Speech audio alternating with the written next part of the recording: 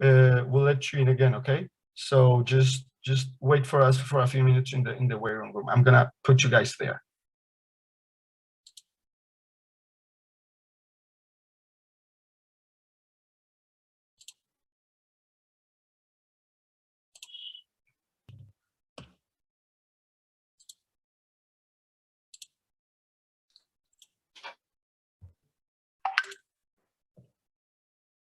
Good morning, Andres, Maria Fernandez.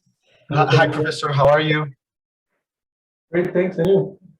Good, very, very good. Thank you.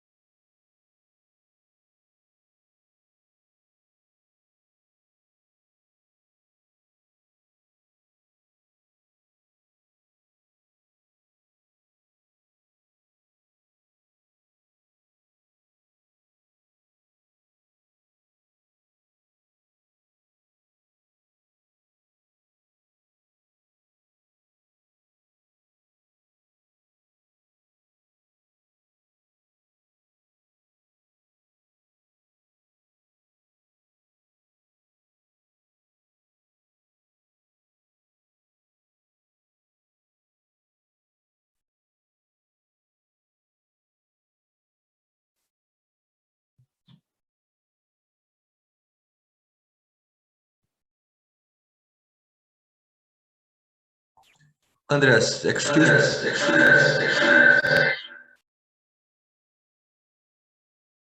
Are you there?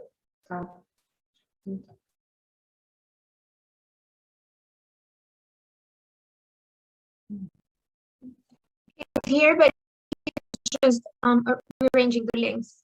If you have any questions, can I help you with something? Of course, Maria.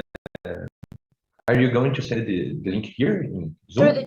yes, Andres is going to send it through the chat of the meeting. Okay, no problem. Thank you. Okay.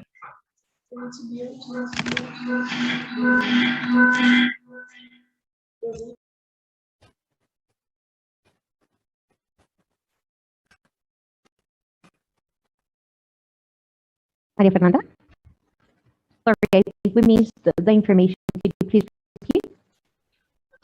Yeah, we're going to send the link through the chat of this meeting. Give me a second, I'll organize it. We're gonna send a new link through the chat of this meeting, and please go to the new link once we have sent it.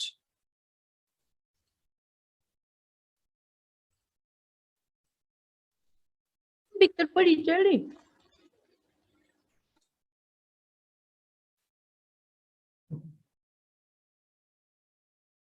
Sí, perfectamente. Buenos días a todos. Hello, I don't know if you remember me. My name is Maria Paula Baptiste.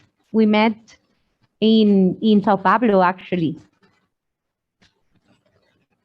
Good to see you. Yeah, I kind of remember. Yes, good to be around again.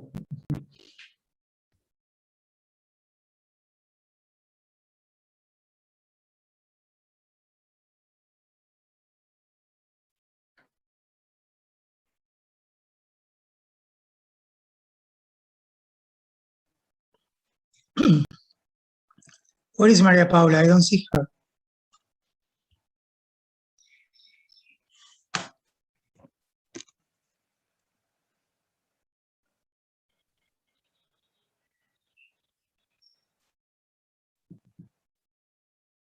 Terrific, how are you?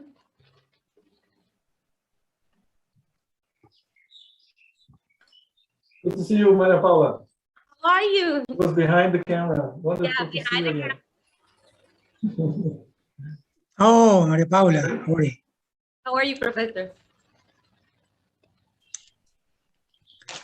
Okay, so Oh, great. Now we have a link.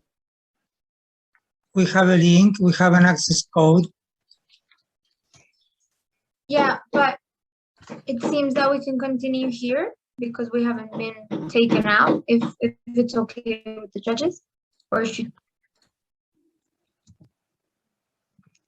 yeah, I would move to the other room just to be on the safe side, because in the other we're room? interrupted right. Yeah, if we're interrupted Perfect. right in the middle of the speech, that would be very, very bad. So that's all. Perfect. To the other meeting. Okay, yes. So let's close this session and enter to the other one. I'll be the host there.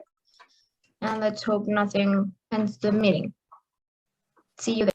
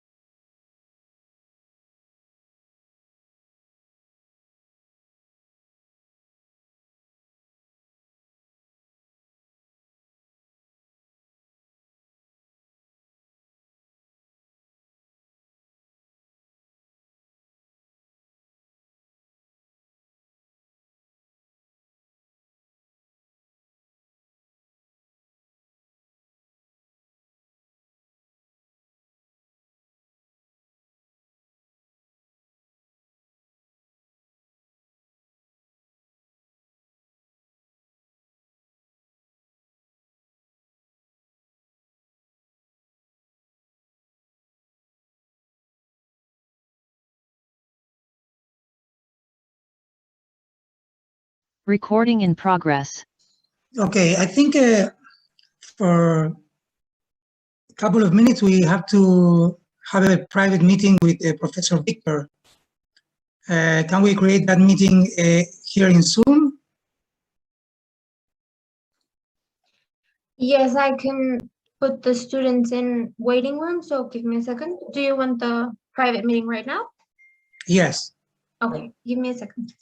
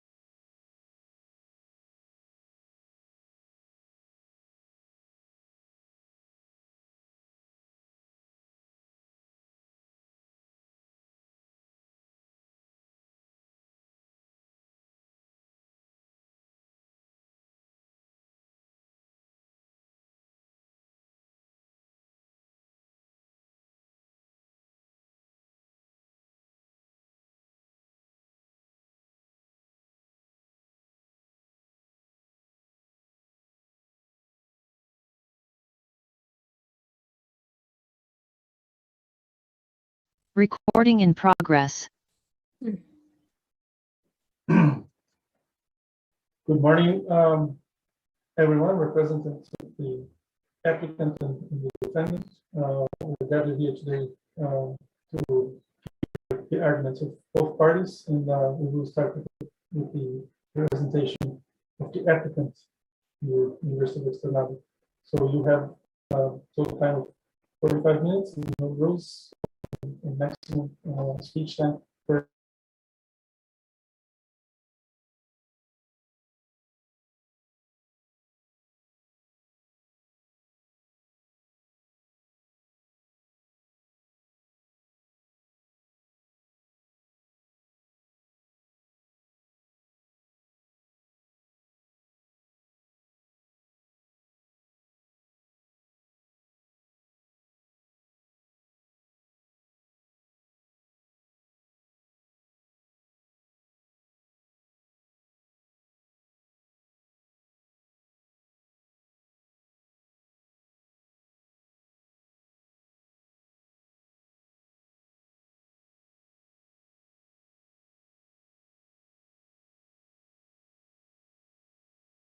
Recording in The first progress. one will demonstrate why Mr. Ivan is not a resident in Iberia according to its domestic legislation, and therefore cannot have his income taxed by Iberia, except that obtained from the free transfer of the home by Aladel 77. The second moment will demonstrate benefits, which we will be referring to as DTC, unless the tax administration of Iberia has been of Mr. Ivan's income. Justices, we are here today dealing with an appeal interposed by Mr. Ivan, the applicant, and by the Iberia Tax Administration, the defendant. As we know, Mr. Ivan is an international and very famous YouTuber who travels a lot. On the Christmas Day of 2020, Mr. Ivan moved to Montamonia, where he's been living since then. In May of 2022, the Iberia Tax Administration conducted a tax audit to Mr. Abishan and considered that he was an Iberian resident for tax purposes during 2021 and should pay the Iberia personal income tax on his worldwide income. Mr. Abishan did not agree with the decision and challenged it. The Regional Court of Matritonia gave him reason, stating that he could not be considered an Iberian resident, but stated that all of his income could be subject to taxation in Iberia. Both the defendant and the applicant appealed to the Supreme Court, and here we are today to prove that the applicant is not a resident in Iberia and therefore cannot be taxed by this country. Now, I will be addressing the first topic. The applicant cannot be considered an Iberian resident for tax purposes according to the domestic legislation. Regarding the tax residence of individuals, the Article 15 of the Iberian National Tax Code prescribes three main criteria.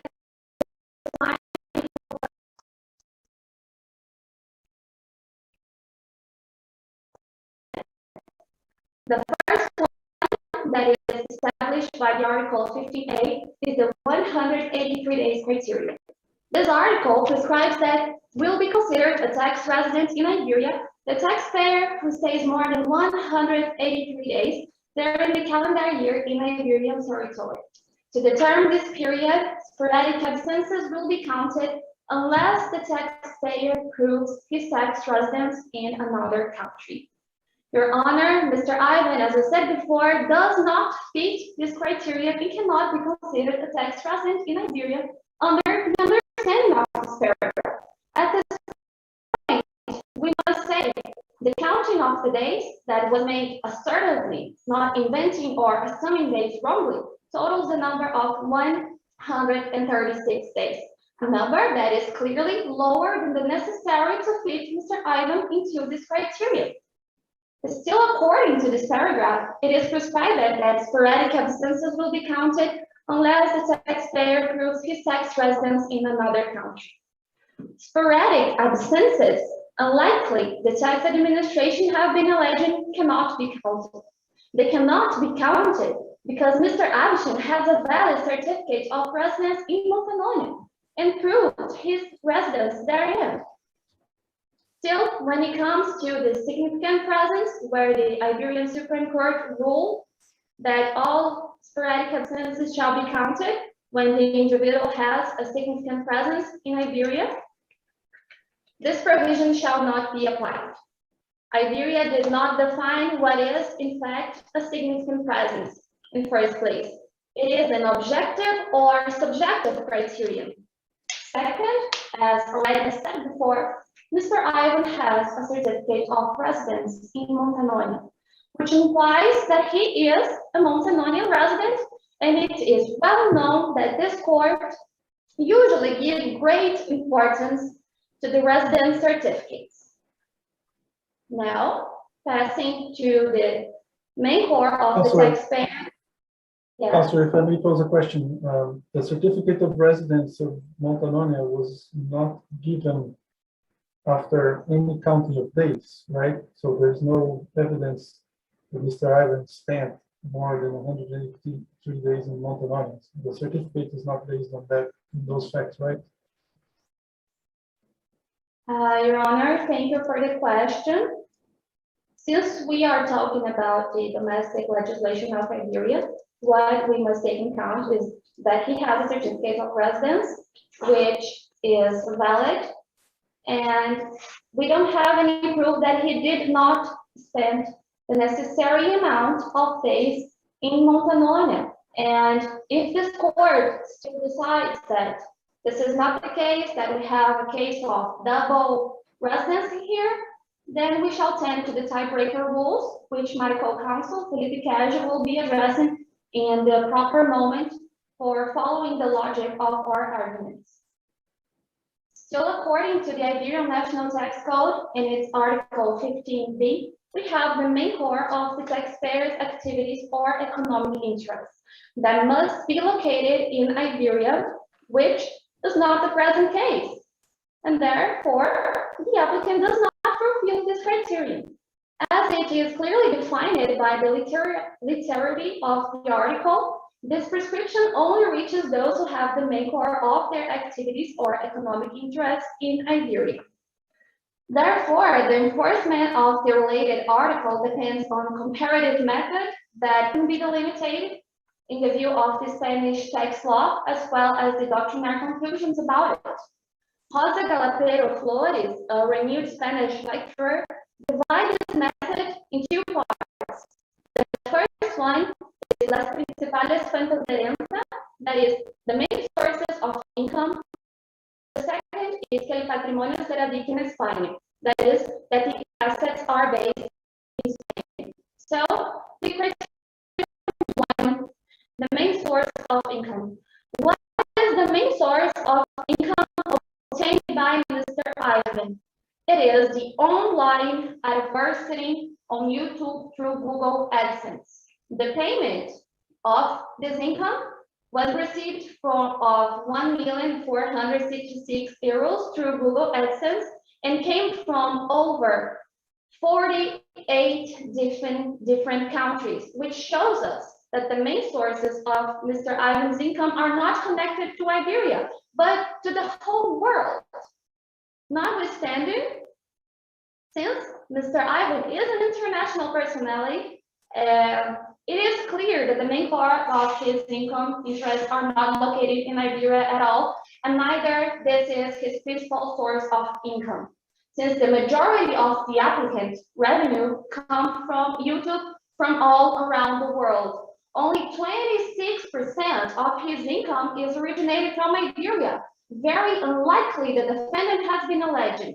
How can we trust in the good faith of a tax administration that turns a 26% into 100%? What are the maths behind this calculation? if it is not the map of the bad faith.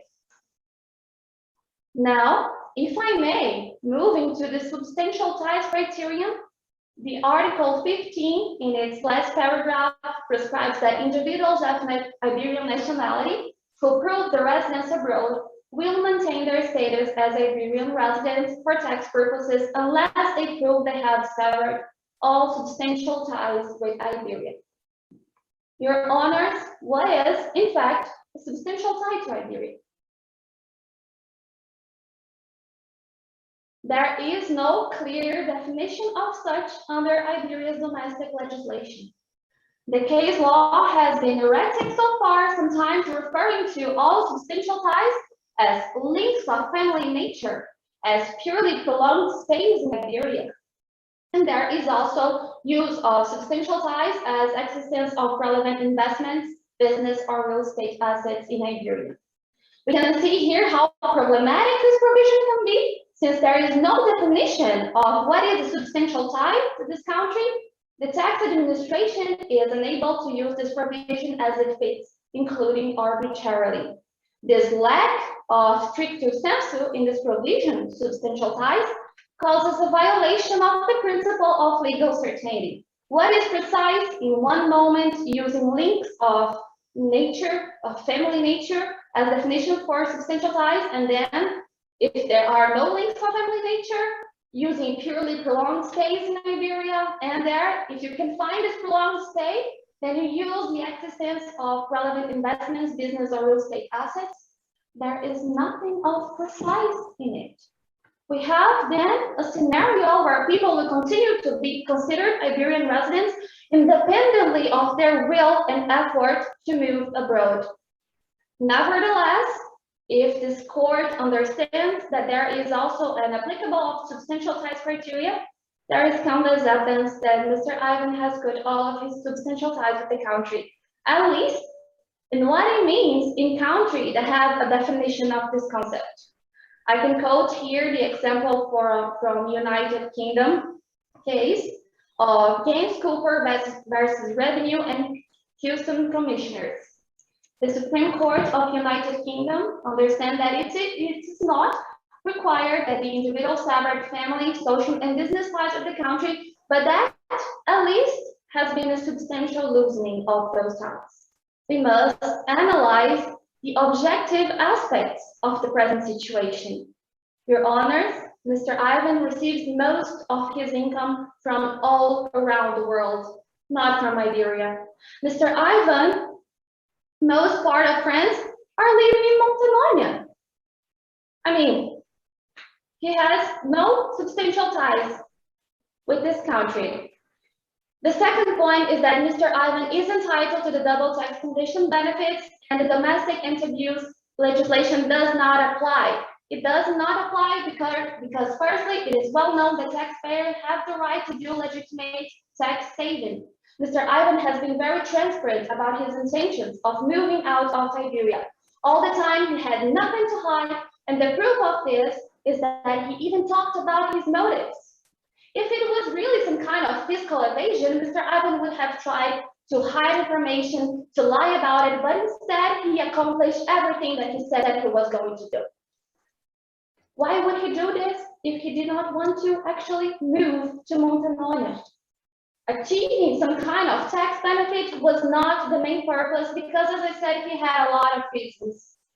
Justices, we cannot assume that these legal arrangements are contrary to the spirit of law, since all the treaties exist exactly for facilitate the trade of exchanging of goods, services, and people.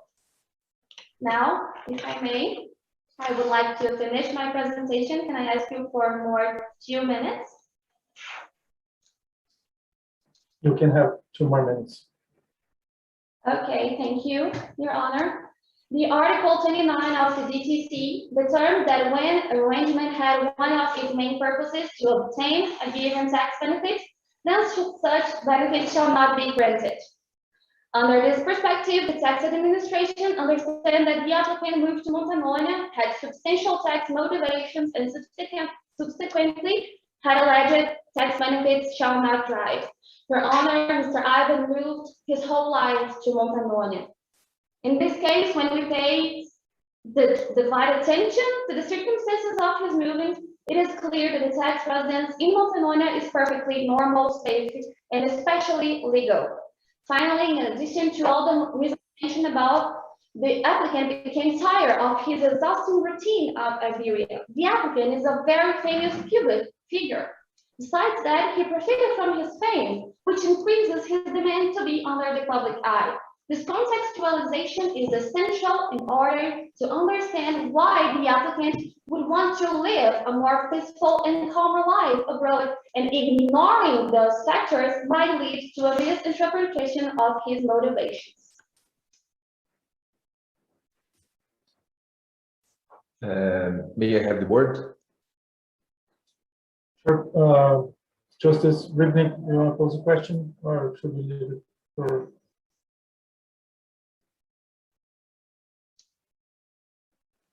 I prefer to wait to ask questions later. Okay, great, wonderful. And I'm sorry, I did I mentioned wrongly. The applicant is positive with the Paraná and the defendant is external. I think I said it wrong. Anyway, the floor is yours, Councilor Felipe. Thank you, Justice Victor. Thank you, Justice Daniel. Thank you, Eduardo, for your words. And I shall greet the members of this Augustus Tribunal and mention that it is a great honor to be present here in this Augustus Tribunal. Justices, as much as tended to directly expound the motives of the necessary reform to the Regional Court of Metropolitan's decision, it is important to tend to my obligations and explain the order of the claims that will be made. Firstly, I will treat about the tiebreaker rules to demonstrate why, even by the DTC standards, Montanonia is the right tax residence. Second, there will be an explanation on why Iberian legislation does not reach some of Ivan's income. And finally, I will expound why, even in the case of income, where there is jurisdictional competition, why Montanonia is deemed to as the one with the right to tax Ivan. Justice Victor, as you know, the first tiebreaker rule establishes that the existence of a permanent home available will, in the country, will deem this country as the one with the right to tax the person. And the fact is that when Ivan moved abroad to Montanonia, he made his former house available to his friend and also YouTuber Tonto Malvado 66. This fact is paramount to demonstrate the reason why Ivan has not an available house in Iberia, as available does not refer to the fact of a person owning a house, but to the possibility of using it. That is what you can conclude through a brief analysis of the comparative law. As you, Your Honor Daniel, knows, the German Einkommen- und Steuergesetz or the Austrian Bundesabgabenordnung, the definition of a house as available to the person requires that the house is permanently at the person's disposal, which is not the case. Your Honors, this criterion established in... Mr. Felipe, if I may, just a clarification. This friend of the applicant was not paying rent to use the house, right? Sorry, Your Honor, I couldn't understand you. The friend who was staying at the Iberian permanent home was not paying any rent. He was just staying there and had no economic relationship. He was just he lent it out, right? So Mr. Ivan could have removed him from the house at any time he wished. Justice Victor, I thank your attention, but I beg your pardon. I cannot assume that it is right, because when Ivan traveled to Iberia, he could not stay at his house as Tonto Malvado was there. The fact that Tonto Malvado did not use his house for the long period of the year is not relevant to the fact that Ivan could not use it, as it was available to Tonto Malvado. So, as I was saying, this criterion in the Einkommen- und Steuergesetz is also present in the OECD commentaries. So an autonomous interpretation of the DTC would conclude this as well. Notwithstanding, when Ivan traveled to Iberia, he stayed in hotels, spas, and other places, including having to pay for his stays. Why would Ivan pay for his stays when he could, if he had a permanent home available in Iberia?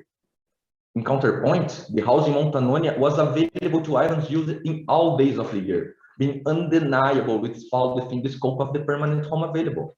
Ivan traveled to Japan, Ivan traveled to Latin America, and all the times he traveled, he returned to Montanonia, and the house was there, waiting for him, so he could use it as available. Councillor, you're saying we cannot count the days spent in hotels as part of the permanent home?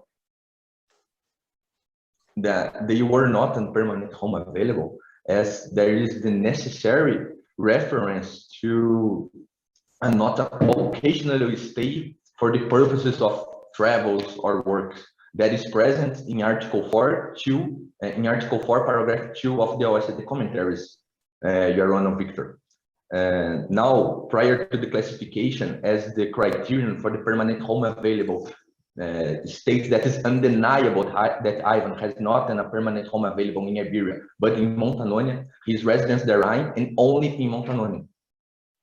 And in that case, as prior to the classification of the income by the applicant, it is necessary to highlight that as Ivan is not submitted to full tax liability in Iberia, as he is not residence therein, there is no need to apply the double tax convention between the countries, limiting itself in the scope of the source rules.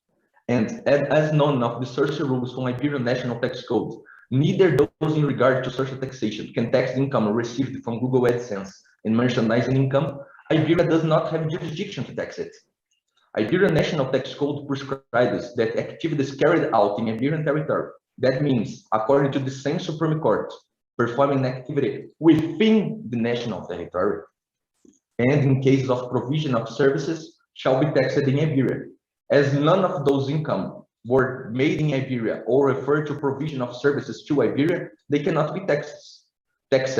Notwithstanding, Your Honor, Victor, even if in the case of the Supreme Court understanding that Ivan's revenue from AdSense and merchandising income is reached by Iberian legislation in a way that we cannot even imagine, a brief reading of the double tax treaty will easily define those income as not taxable in Iberia when avoiding double taxation. The DTC between the countries follows the OECD model with almost no reservations or observations. And the only existing one is not relevant to the present analysis of income, leading to the necessary reference to the OECD commentaries when applying the tax treaty. In that regard, having in mind that those income arising from Ivan's performances for his YouTube channel, those income must fall within the scope of Article 17 if observed the two criterion for it. The two mentioned criteria are respectively the existence of a public performance and that this performance has an entertainment character, as defended by Savas Kostikidis. Therefore, the Google AdSense and merchandising income must fall within the scope of Article 17, as the term public refers to direct and indirect publicity, and because the applicant's YouTube videos purposes is to entertain his viewers. But, Your Honor, Victor, Article 17 delimits the competence of the taxation clearly to the place where the performance took place.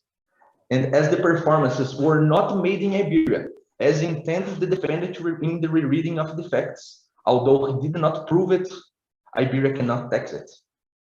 But, Your Justice, pursuant to the clarifications number 19, who wants to defend something, who claims something, must have the burden of proof. The defendants stated in the memorial that the performances were made in Iberia, but there is not one single fact implying that. Notwithstanding, it is impossible to assume that it must be taxed in the place of the viewer. It is impossible to assume that it must be taxed in the place of the viewers, as already expounded by Pillar 2 of the Digital Economy Index. Assume that someone that posts a video online should be taxed in the country of the viewers would go against the vanguard of the Internet Rights and Principles Coalition, blocking network equality. Your Honor, Daniel, I am not here to be the head of the backtrack. Neither I want to deny the worries of economic efficiency in front of the digital economy. Only to stand out that all measures taken in way of securing tax fairness, including an extensive interpretations, which would violate the Pacta Sunt Servanda in the Vienna Convention, is made grounded in scientific studies with attention to the respective economic consequences and in terms of the treaty as established by the Vienna Convention. Therefore, the application of Article 17 for those income must be recognized, implying in the declaration of the non-existence of the right to Iberia to tax it, as they were not performed in Iberia. In the same Also, you're touching on a topic that's very relevant these days, and you also mentioned Pillar 2.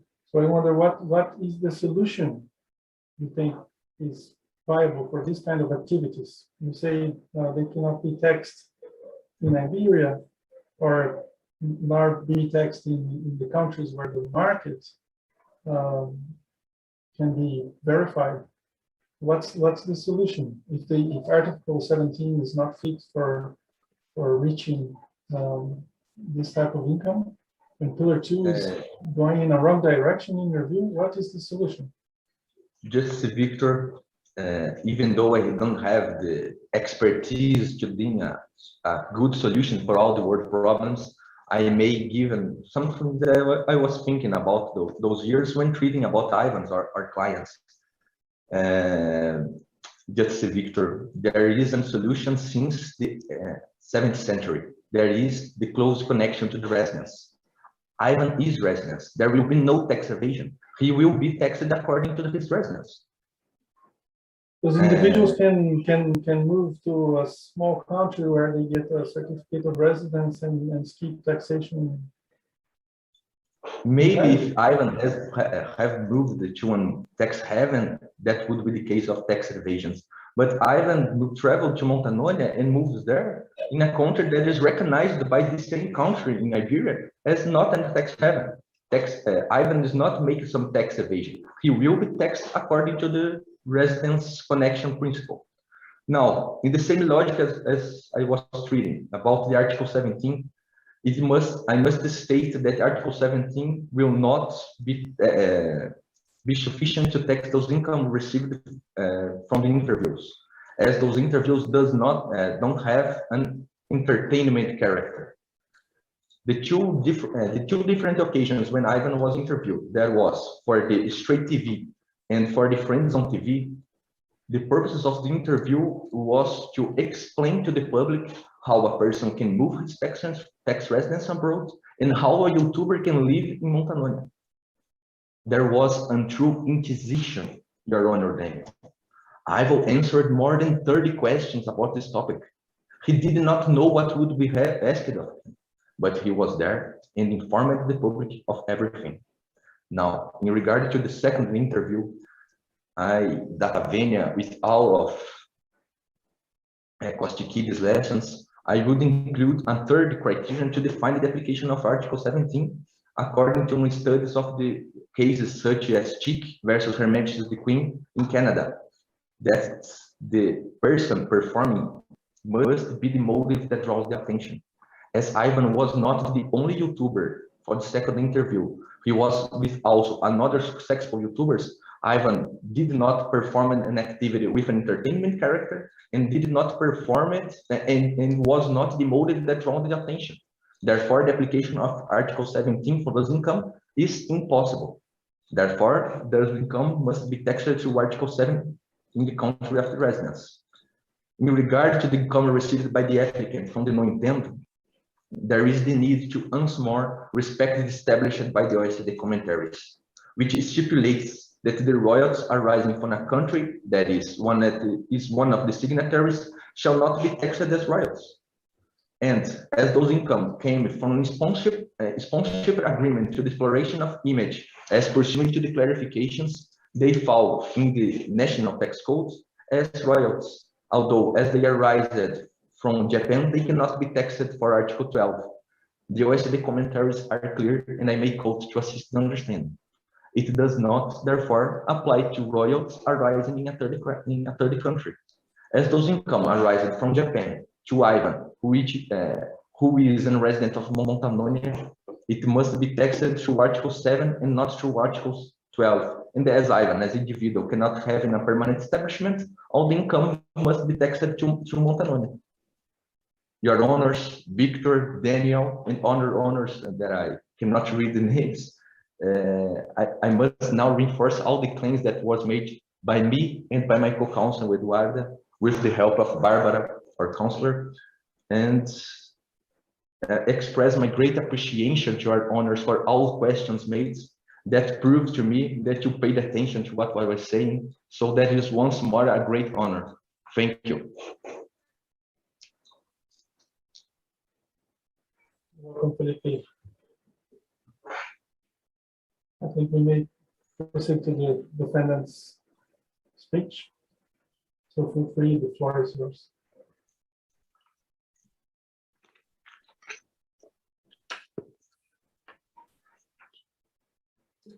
Morning, honorable judges, may you please. My name is Mariela Urbina, and I, along with my co-counselor Camila Gutierrez, are counsels for the defendant, the tax administration of Iberia. Today we are here appealing part of the Matitonia Regional Court finding that Mr. Triples is not an Iberian resident.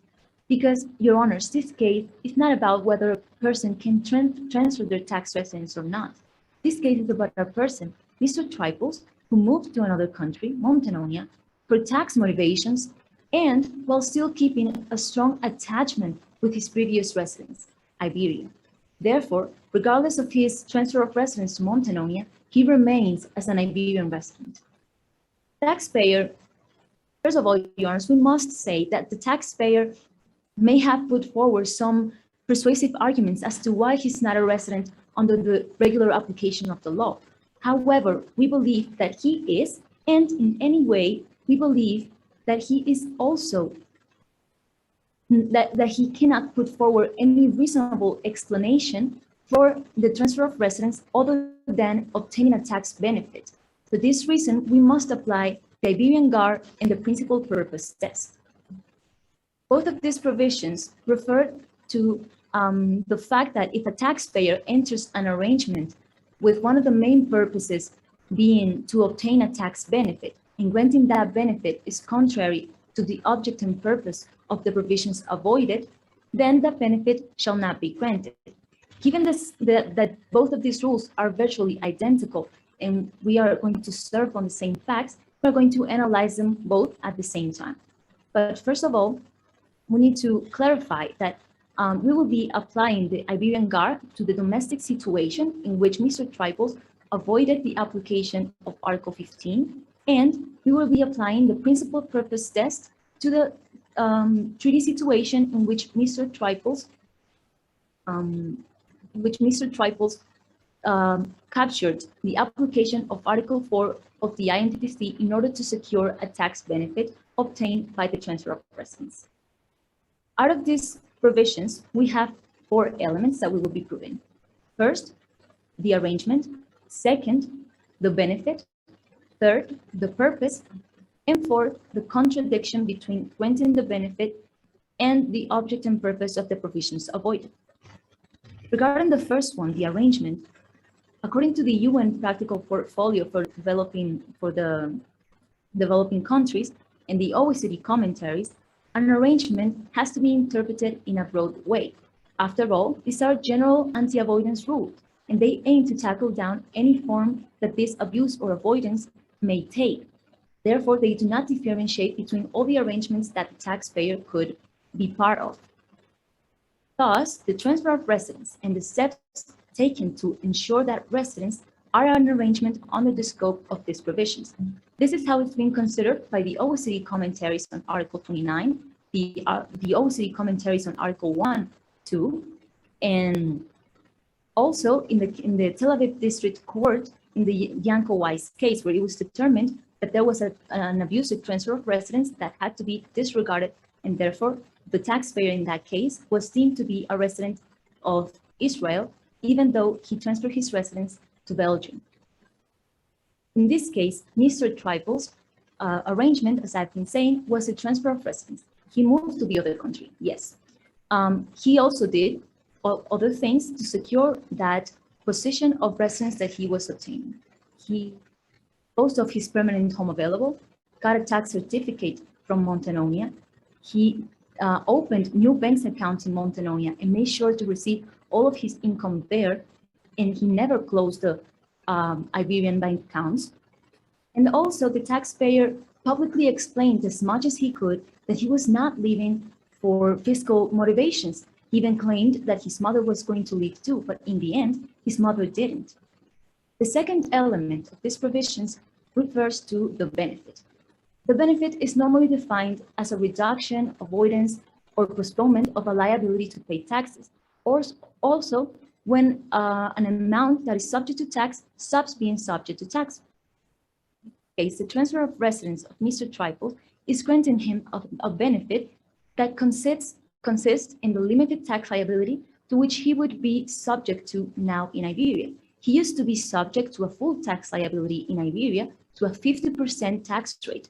Now he's subject to a full tax liability in Montenonia to a much lower rate, which grants him a saving of more than 1,300,000 Iberian dollars. Because before this transfer of residence, Mr. Triples had to pay approximately 1,700,000 Iberian dollars to Iberia for income tax. And when he moved, he did not have to pay this anymore. Instead, he would have to pay in Montenonia approximately 400,000 Iberian dollars, which grants him a saving of approximately 1,300,000 Iberian dollars. Granting this benefit would be contrary to the object and purpose of the relevant provisions avoided, because which are the relevant provisions avoided? Article 15 of the Iberian National Tax Code and Article 4 of the INTTC. Both of these provisions determine the concept and criteria to establish residence. And both of these provisions rely on the attachment that the taxpayer has with the country in order to establish that residence. This is clearly observed in Article 15 when we see that it does not rely on merely formal aspects such as counting days, but instead it goes beyond that and it looks at substantial ties that the taxpayer could have kept with the country, also the standard of economic interest, and it even counts sporadic absences. This attachment that must exist under the residence or supporting the residence is also found in Article 4 of the INTTC, because according to the OECD commentaries, Article 4 aims to determine which is the state to which the taxpayer has the strongest attachment to, and the tiebreaker rules serve to or aim to determine which is the state closer to the taxpayer.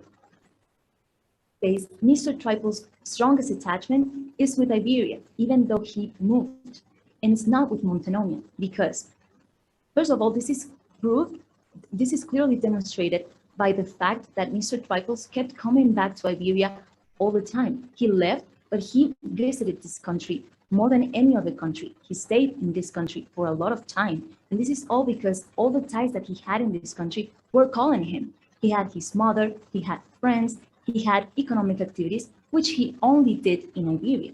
In Montenonia, we can see he did not perform any economic activity there. Instead, he would always— Sorry, Councillor, if I may interrupt and pose a question on that point. I was also doubtful when discussing the matter with the applicant before. So you're saying, I understand the tax administration would very much like him to have kept his residence, he would have paid more taxes, but these numbers are not really relevant in determining residence. But you're saying that he spent most of the time in Iberia as compared to any other country, but I don't see any evidence that he has not spent as much time, or even perhaps more time, in Montenonia, because as I understood from the case, there's no evidence about that, and he obtained a certificate of residence, which would presumably confirm that he spends more time in Montenonia than anywhere else. First, I'm going to answer your question regarding the residence certificate. according to the Iberian Supreme Court, we cannot admit certificates that are the result of an abusive behavior.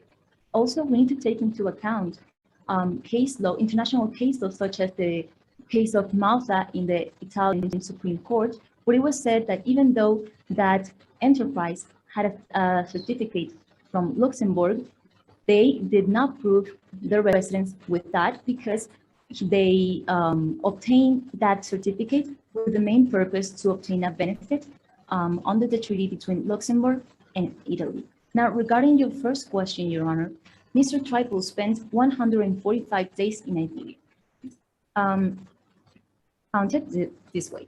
First, we find that Mr. Triples first visited Iberia in March, in March 10. From March 10, he stayed until March 16. Then he visited Iberia again from June to September. The whole 4 months from June to September are proof that he was in Iberia. This is proved by the fact of the case that says that Mr. Triples was planning to spend his summer in Iberia. And in that moment, the No Entiendo company contacted him because they knew that he was going to be spending his summer in Iberia. The fact that he spent all the summer months in Iberia is also supported by the fact that he appears in 80% of all the pictures taken by his girlfriend, Miss Serena, and also by the fact that during June during June to September, he was in Iberia for the sale of his house in September 1, for the No Entiendo campaign 3 days, 4, 5 days, or August. He was also in those months in Iberia in June for the second part of the GameStop budget presentations and some TV shows that he did. Then, having established that all the days between June to September have to be counted, we also find that Mr. Triples was in Iberia in December.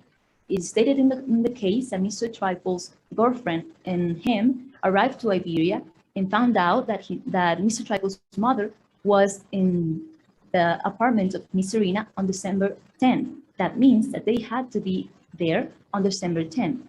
And they didn't leave until 3 Kings Day, which is the next year. So he was there from the 10th of September to the 31st of September. All of this gives us an account of 145 days spent in Iberia.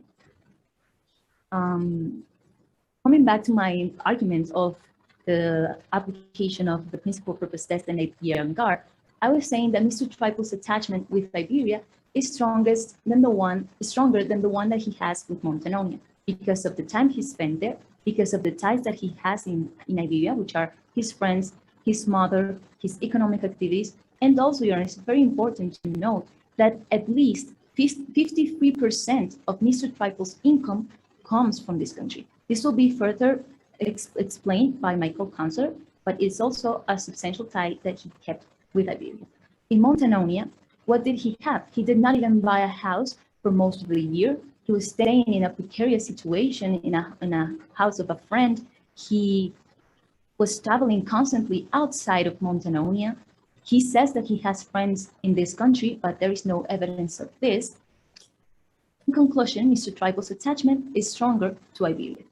Now, we have to, and of course, we have to take also into account that he moved with the purpose of obtaining a tax benefit. And this purpose does not create an attachment with Montanonia. If he moved solely for this purpose, what attachment can that create? And we know that he moved for that purpose because of the following reasons. This is the final part of this element, which is the purpose. The purpose is, first of all, clearly stated in paragraph 7 of the case that Mr. Triples was tired of paying income tax in Iberia. With this in mind, he contacted a tax planning firm, and together they created a scheme that would help him not pay so much tax in Iberia anymore. That's when the transfer of residence appeared. One question, Maria Laura. You're saying that the main purpose was tax. What is the basis for that affirmation? I'm sorry, Your Honor, could you repeat your question, please? You say that the main purpose of moving for the applicant is to obtain tax benefits. What is the basis of such assertion? Yes, Your Honor, that's the point that I'm just starting to explain. The first basis for that affirmation is found in paragraph 7 of the case, where it is said that Mr. Triples was tired of paying income tax in Iberia and therefore contacted a tax planning firm, and together they ideated this transfer of residence to Montanonia. But not only can it be concluded from that paragraph of the case, but also from a reasonable analysis of the facts and circumstances surrounding this case. We find that there is no other explanation for this. There were no economic reasons. Mr. Triples did not make any business in Montanonia. Mr. Montanonia was not offering YouTubers a special treatment. And also, Mr. Triples did not have any contract that required him to be in Montanonia. Instead, all of his economic commitments he had to fulfill in Iberia. There were no social or family reasons either. It is stated in the clarification of the case that no member of Mr. Triples' family lived in Montanonia, and even though he claims that he has friends in this country, there is no evidence of this, and we cannot make an objective, reasonable analysis based on the sole affirmations of the taxpayer. And there is also another basis for this affirmation that we're making, that this is the purpose of Mr. Triples, and that is that it was very convenient. It was how the transfer of residence took place was very strange, to call it some way, inconvenient, because Mr. Triples wants to start a new life and he moves right to the neighbor country, where he can just take a car ride to Iberia, where he used to live for his whole life, and where he has all of this attachment. And he will not even be stopped for border controls, because there are no border controls between Montanonia and Iberia. It's also very convenient how Mr. Triples says that he disposed of his permanent home available in Iberia, he sold it, he left it to a friend, but we find that this friend does not live in Iberia, does not live in this house, only used it about 4 times in the whole year, and especially it was very convenient that Mr. Triples kept the key to this house for most of the year. He could have been in that house and we don't even know, because there are no border controls, and he could have just taken a car ride from Montanonia to Iberia and stayed in his own house. Now, the consequence of having... Counselor, if I may pose one last question, 2 minutes left. We don't know if he was in Montanonia, and perhaps he was more than 146 days, right? But I would like to ask you if this criterion of substantial ties and the continuity of his residence in Iberia for more 3-4 years, if that is in agreement with the double tax treaty. Can countries define residence the way they want? I'm very sorry to say that, but I think there's a problem in the audio and I couldn't understand very well. Could you repeat the question, please? So I'll do that. I was asking about the criteria of substantial ties. Okay. It seems a bit of an exaggeration to impose a continuity of the residence after the individual has left the country. Is that in agreement with the tax treaty? Can countries define residence the way they want? Yeah, 2 things about that. First, we are not addressing Mr. Tripe's residence based on that criteria of Article 15. We are saying that he's a resident because this is the consequence of the application of the Iberian Guard and the principal purposes, which I haven't explained, but I will in a few moments. And the other thing regarding your question is that whether this is an admissible criteria under Article 4. Yes, did I understand Your Honors? Article 4 makes a reference to domestic legislation, and it says that it should be similar to one of the criteria mentioned there, which are residence, domicile, and place of effective management. Substantial ties is clearly similar to those criteria because it means that the taxpayer must have an attachment with the country. It is not just the nationality that's setting this criteria, it is the substantial ties. We're not saying that all nationals, even if they leave and don't come back forever, are still residents. We're saying nationals who keep an attachment with Iberia are residents. And since Article 4 aims to determine residents exactly under those terms, which is the attachment that the country has with the residents, this criteria is admissible. But again, this is not the criteria that we are applying. We are applying the consequence of the Iberian Guard and the consequence of the principal purpose test. Now, addressing that consequence, we'll find that both of these provisions say that the benefit should not be granted. The only way in this case to deny that benefit is to consider Mr. Triples as an Iberian resident and not as a resident in Montenonia, because otherwise we would still have the problem that Mr. Triples got into this arrangement and with no other purpose than to obtain the benefit and while still keeping substantial ties. The only way to deny the benefit is to consider him as a resident in Iberia. This is supported in the opinion of, for example, Professor Richard Krever, who says that Mr. Triples, who says that GARs can only be effective if they allow the tax administration to reassess them on the basis of a hypothetical transaction. In this case, the only alternative to what Mr. Triples did is to not consider him as a resident, to disregard the transfer of residence. This is also how it's been applied, for example, in the case of Janko Weiss that I have mentioned, and in conclusion, Your Honors, I'm sorry. In conclusions, Mr. Triples cannot be considered as an Iberian resident because he moved to Montenonia solely for the purpose of obtaining a tax benefit. And if that benefit was granted, it would be contrary to the object and purpose of the provisions avoided, which were Article 15 and Article 4 of the INDs. Thank you, Counselor, and just for the record, as an individual, I think you spoke for more than 3 minutes compared to the applicant's counselor, so we can grant additional time for the applicant when needed. Please proceed, Gutierrez.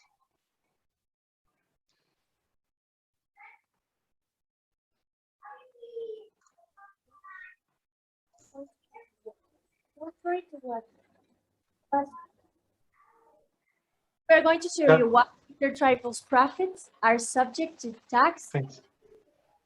Thanks. Yeah, I wasn't hearing. At least I was. Thank you. If you may start again. Yes, Your Honor.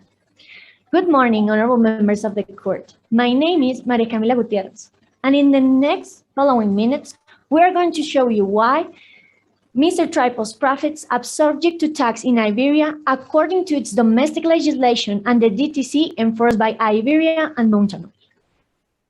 Moving on with the first part of the argument, we are going to show you why Mr. Triples' incomes are subject to source of income under Article 34.3 of the Iberian National Tax Code. Article 34, in its Section 3, states that it is Iberia's source of income, the item derived directly or indirectly from the personal performance of artists and athletes or any other activity related to that performance. Your Honors, in order for this article to be applied, 3 requirements must be met. First, the taxable income needs to be done by a specific type of person, hence an artist or an athlete. Second, it must arise for the performance of activities related to the exercise of such personal conditions. And third, the specific performance must take place within Iberia's jurisdiction. Therefore, in order to determine whether if the rule could apply to the taxpayer, it is necessary to do an interpretative exercise and take into account that Iberia's legislation and neither the Iberian Supreme Court had ruled the issue or had established a definition of artists. Under that context, other source of interpretation must be reached to provide a proper definition of the terms, such as case law and scholar opinions. On the one hand, Belgian legislation established that an artist is someone who takes part in performance and interpretation of artistic works to entertain a specific audience. And on the other hand, the UK domestic provision defines the term as someone who gives performance in their character as entertaining in any kind of entertainment. I'm sorry, Counselor. You said UK tax provision. No, Your Honor. UK domestic legislation. That Right. in UK, you mean the United Kingdom? yes, United And these Kingdom. are the courts of Iberia, right? So why should I follow the UK tax provision to decide this case? Your Honor, it is these cases that were brought to you to this court are not binding to the Iberian Supreme Court. Nevertheless, since there is no definition within Iberia's legislation and neither this honorable court has taken a specific definition of what an artist means, other sophos interpretation must be reached in order to give life to this honorable court in order to determine the scope of the term artist. That is why we brought to you the case law of Belgium and UK legislation, which established that a proper definition of the term artist is someone who gives performance in their character as an entertaining in any kind of entertainment field over any kind of any trend of entertainment level. In that same sense, the case law for Belgium, specifically the one ruled by the Tribunal Première Instance or Court of First Instance of Ireland, has established that in order for an entertainer or an artist to be considered as that, he has to do a performance in which he had a direct interaction with an audience, which resembles to the case of Mr. Triples, Your Honors, as in all of the activities that give origin to his incomes of 2021, he had a direct contact with an audience.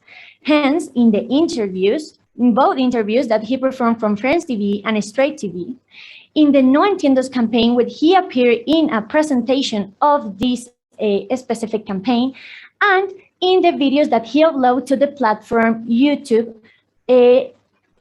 during 2021 and the years before. And it is important to take into account that Article 34 focuses on the realization of the activity and know in where the income is deriving from. This is important since the realization of all the activities that Mr. Triples did in 2021 and his previous videos from 2010 to 2020 took place in Iberia, according to the facts of the record, as the No Entiendos campaign, the videos that he uploaded, and both interviews that he gave took place in Iberian territory. Therefore, Your Honors, these incomes shall be taxed under Article 34.3 of Iberian National Tax Code.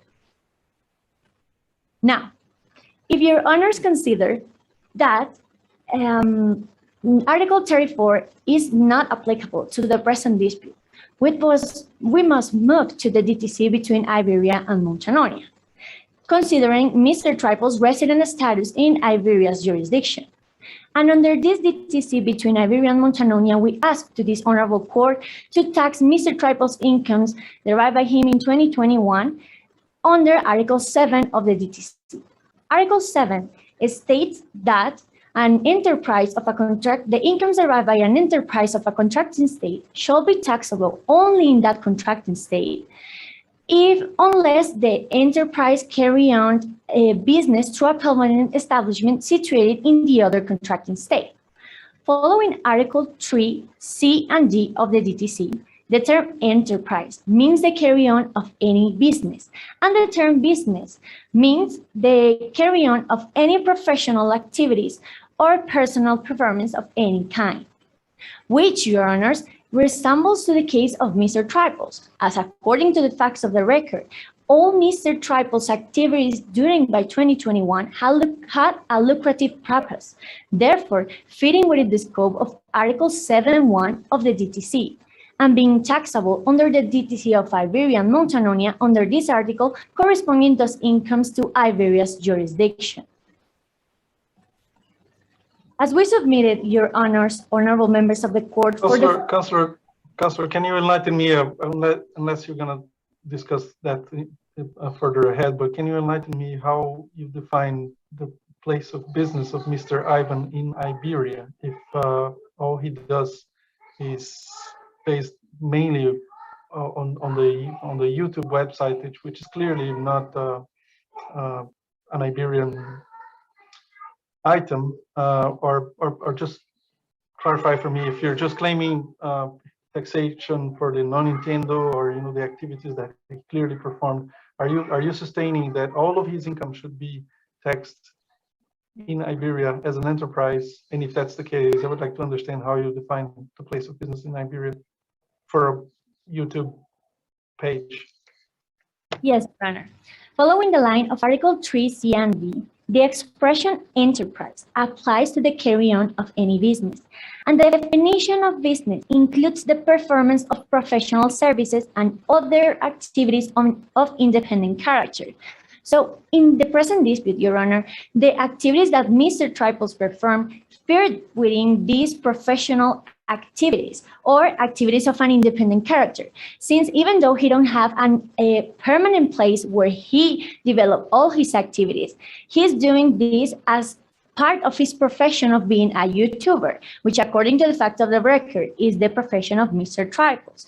Therefore, since Mr. Triples is exercising all the activities derived from the interviews, the uploading of the videos on YouTube, and also the presentation on No Entiendo's campaign as a professional activity, will fit within the scope of the Article 7.1 of the DDC.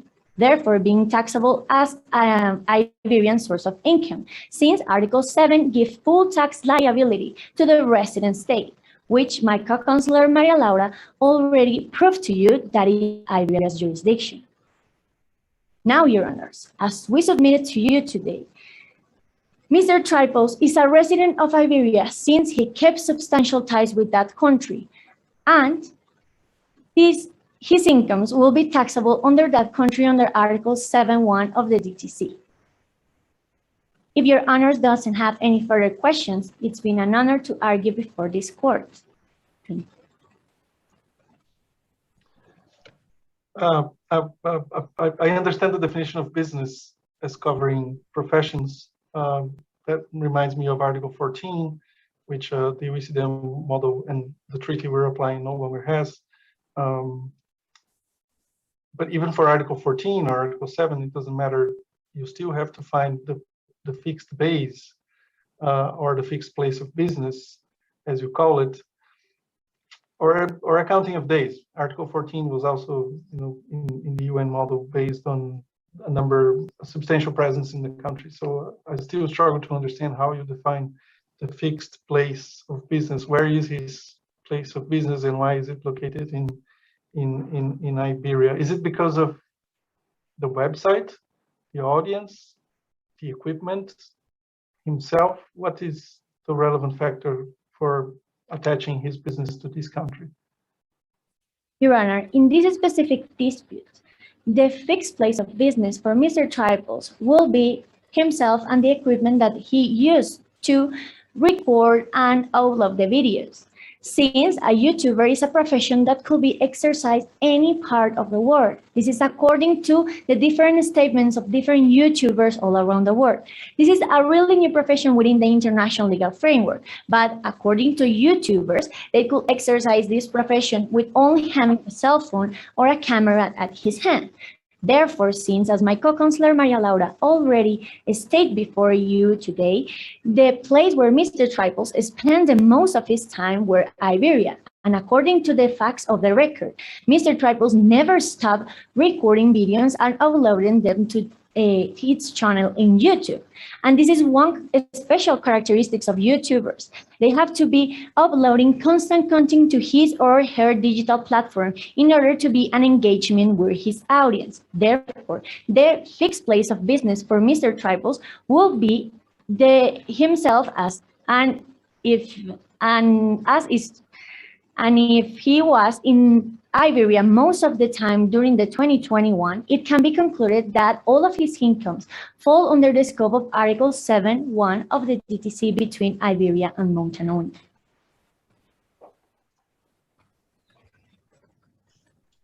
Wonderful. Justice Daniel Rybnik, should we proceed for? I think we can continue with the rebuttals, right?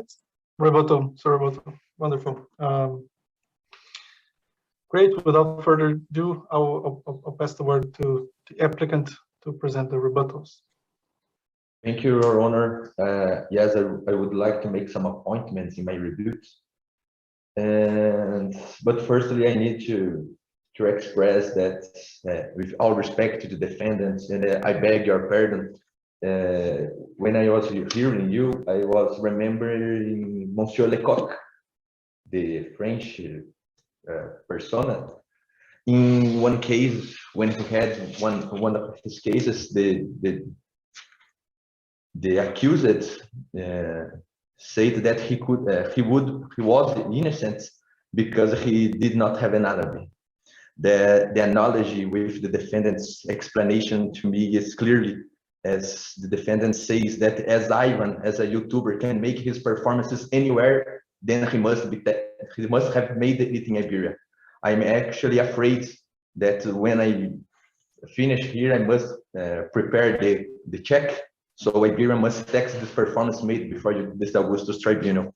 But without further ado, I would like to explain that I am great to recognize that the defendant confesses the application of Article 17 as we made, but I must imply that the clarifications are clear. In pursuant to them, the burden of proof is carried by the one that makes a claim.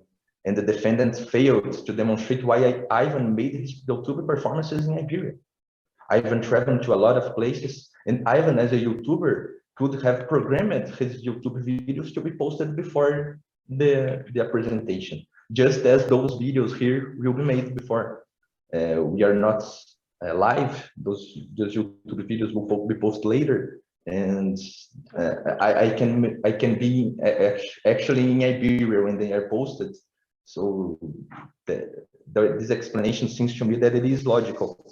Now, in regard to the substantial ties, and I beg your excuses if I have been a bit confused in the explanation, but it's really got to me. But in regard to the evidence in the substantial ties, it is convenient, as says the defendant, the fact that the Sweden cases cited in the memorial didn't have in consideration that the Sweden, as much as the Netherlands, the Norway, and Finland, consider that one person is submitted to full tax liability in other country, they have the proof, they have proven that have cut all substantial ties with the other country. And as Ivan, as residents of Montanone, and submitted to full tax liability there, we have cut all substantial ties with Siberia. And in regard to the only economic reasons, the defendant also treats Ivan as a company. But the fact, Your Honors, is that Ivan is an individual. The economic reasons that he moved to Montanonia are not the only ones. I ask you a personal question. If you have lived all your life in your own country, your family moved abroad, your friends moved abroad, would you, as an individual, continue living in the same place where you have all those incredible moments, you have all those incredible memories that keep coming to your head whenever you are in Iberia? I, as an individual, would not. I would logically travel, so this sentiment of loneliness stayed in Iberia and not in Montanonia along with Ivan. And I must here also reinforce the need to all interpretations be made pursuant to the Vienna Convention.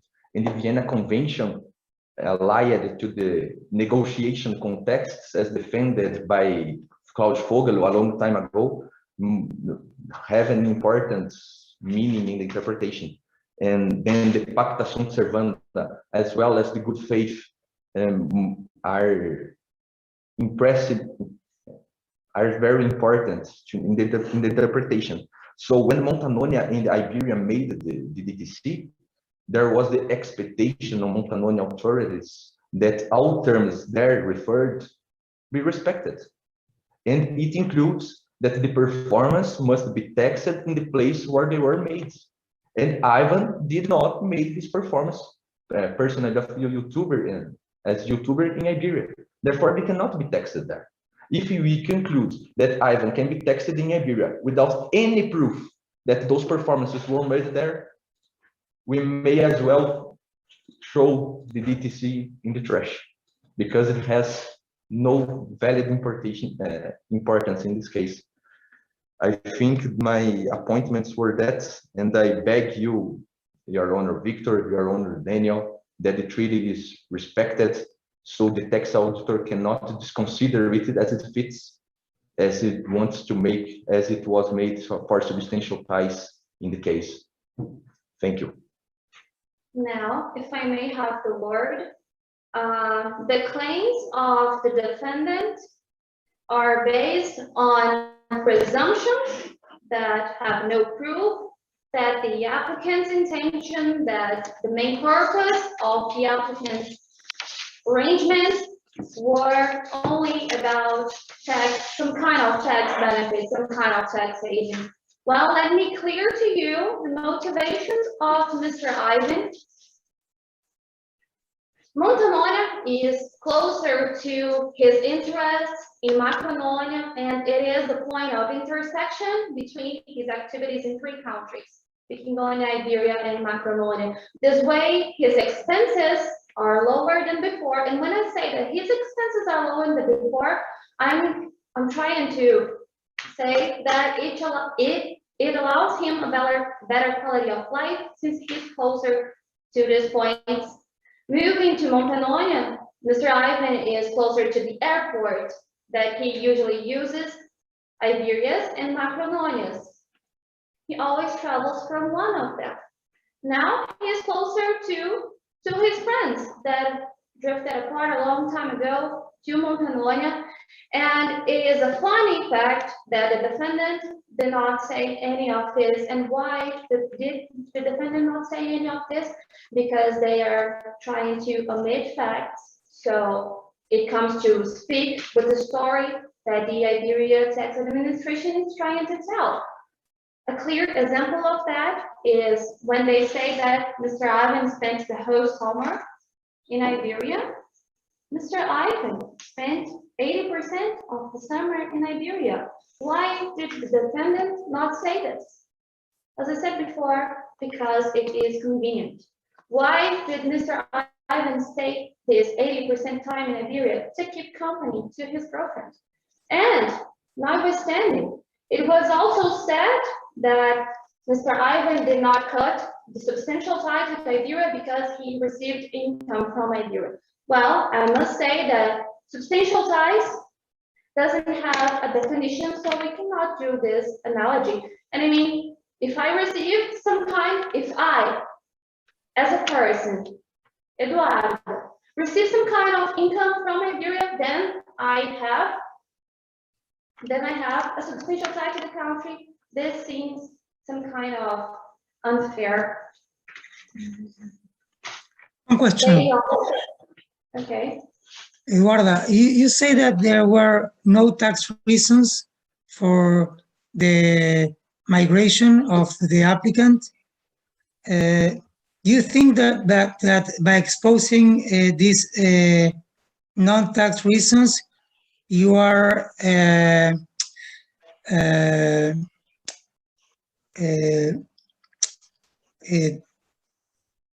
also enforcing or reinforcing the idea that there was no tax motivation for that? I mean, there in any situation that one person migrates, there will be, of course, reasons that might benefit and other reasons there are some costs and benefits. Okay, how you can or do you think you have to prove that these reasons were more important than the tax reasons? Your Honor, thank you for the question. These reasons were absolutely more important than the tax reasons. Mr. Ivan doesn't care much about tax and stuff, and although he did say that he was tired of paying taxes in Iberia, let me ask you a personal question too. Who isn't tired of paying taxes? I mean, he's tired of paying taxes in Nigeria, but he can be tired of paying taxes in anywhere he is. This doesn't prove that his main purpose was to obtain some kind of tax benefit. I showed you most part of the reasons why he did move, and we definitely, I'm saying definitely, understand that his reasons were so much more about cutting everything that he lived in Nigeria. He wanted to move abroad. He wanted to exercise his right as a human being. He wanted to exercise his right of choice of moving abroad to a country, even if this country has a lower taxation. We cannot say that every individual that moves to Montanoia is moving there because there is some kind of lower taxation. I mean, would be a problem.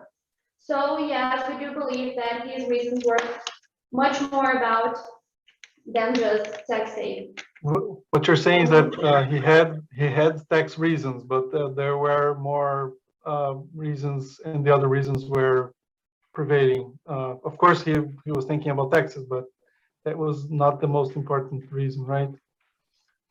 What I am saying, Your Honor, Victor, is exactly that the main purpose of Mr. Ivan changing of residence was not to tax save. It was some kind of secondary thought. I mean, in the moment that you find out that a country has lower taxation, can it count as some kind of plus?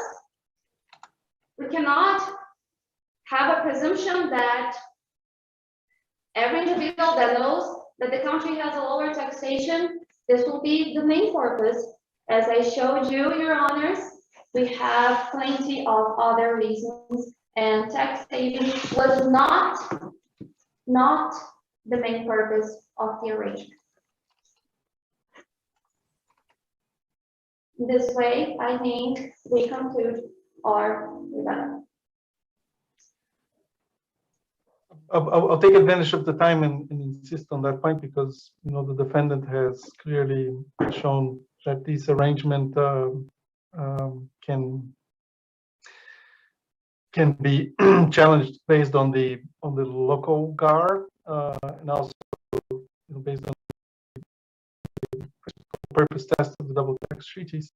So I wonder, as you were saying, it was not the main purpose, but it was one of the principal purposes to obtain this benefit, and that would then trigger the local GAR, and this is why we're questioning whether the transfer of residence was abusive. Don't you think that what you're saying, you're tired of paying taxes, is particularly exactly what the defendant is stating? One of the principal purposes was to move because of taxes. There were other reasons. We understand that, but just the fact that one of the principal purposes was to stop paying so much taxes, this would then trigger the GAR. Your Honor, thank you for the question. I quoted this tired of paying taxes because I heard it from the defense, and I want to explain a little bit more. The article 76 of the International Tax Code prescribes that a tax will not be granted facts and circumstances that obtaining tax saving was one of the principal purposes of any arrangements. And what I've been showing here is that it was not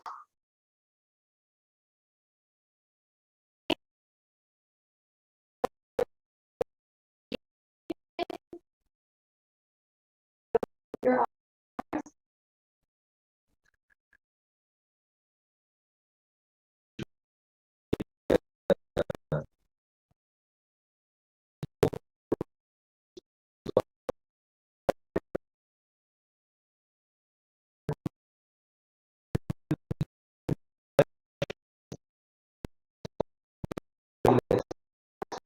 Ivan moved from Montanonia because it is a place of intersection. The country of Macedonia and in Iberia, and Iberia is between the both countries, and as well is closer to Vikingonia, the place where his family come from, pursuant to the verifications. If Ivan wanted access where in the world, as recognized by the defendant, why didn't Ivan move it to Liechtenstein? Why didn't Ivan move it to Bahamas? To Montanonia, to be closer to his friends, so he could get away from Iberia and remind him. But the fact is, even though taxation is lower, that is not sufficient to pay less taxes. If you want to pay less taxes, why didn't I move the tax haven? What are other places that doesn't tax this personal income? There is no. Is so weak that it must not imply in your decision, Justice Victor, Justice Daniel. Time is over, Councillor. If you have no further questions, Daniel. Not now. Thank you. Great. I am the one Let's who move. wants to break it. Thank you. Thank you, councillors. So we'll let the floor for the defendants, Sir Roberto. Please proceed. Thank you, Your Honor. Honorable members of the court, first of all, it is necessary to state that what the applicant has stated before you today regarding that as we didn't address Article 17 of the DTC, we recognize that this is applicable to the present dispute, only shows that there is a misinterpretation of the provisions of the DTC that was addressed by the applicants. Since we apply Article 7. Article 7 of the DTC provides the general rule. This implies that if an income couldn't be considered through other article between 8 and 20 and 21, it shall be applicable Article 7. And in the present dispute, Article 17 is not applicable, Your Honors, since the Article 17 gives full tax liability to the source state. But as proved before in this pleading, the source state is Iberia and the resident state is also Iberia. Therefore, Article 17 is not applicable, and that is why this representation brought to you Article 7, proving that, affirming that by not referring to Article 17, we are recognizing that these incomes could be taxed under that specific article of the DTC is a misinterpretation of the provisions of the DTC.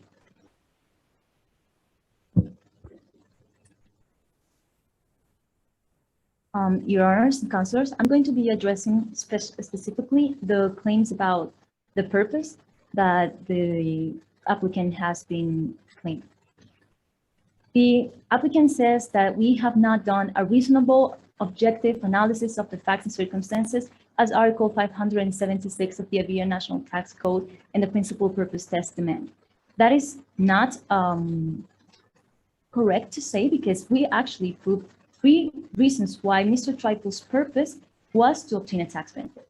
First, it is clearly stated in paragraph 7 of the case. Second, to making a reasonable analysis of the context, as the applicant is saying that we must do, we find that he was tired of paying income tax in Iberia, therefore contacted a tax planning firm, and they ideated this transfer of residence to Montanonia. So implicitly, if the transfer of residence is a result of the advice that the tax planning firm gave him, then the characteristic of this transfer of residence is to solve that problem that Mr. Triples brought to the tax planning firm. And that problem was that he was paying more income tax in Iberia than what he wanted to pay. And the third reason why his purpose is exactly to obtain a tax benefit is that Mr. Triples, there is no economic reason or family reason or social reason to move to Montanonia. The applicant claims that Montanonia is a center of intersection between Mr. Triple's interests, but we find that these interests are located in Iberia. That's why he kept traveling to Iberia.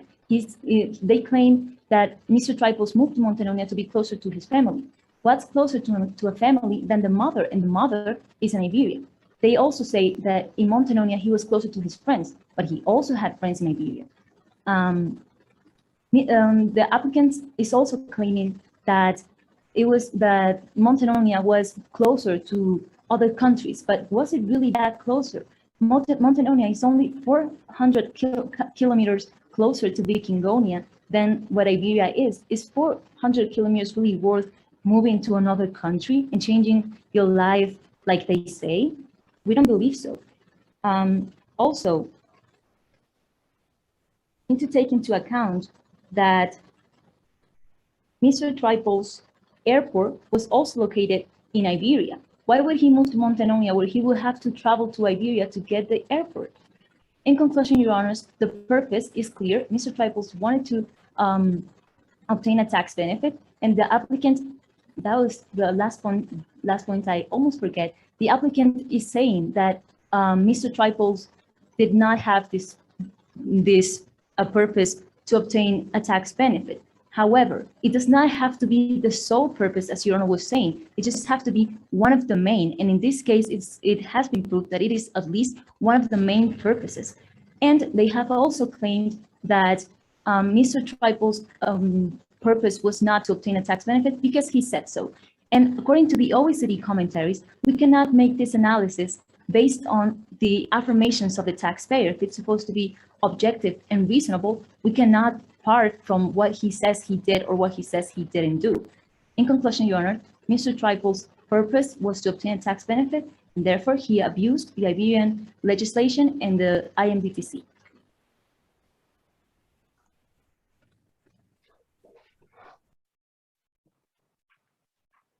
I would like to ask you a question on that particular point first, before addressing the Article 7, and please, Justice Daniel, just jump in when you feel like.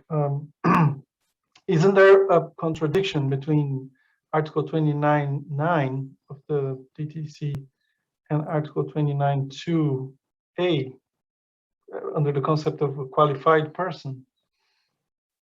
If an individual, 29.2a, the basic thing that an individual is a qualified person, an individual who is a resident is a qualified person for purposes of Article 29.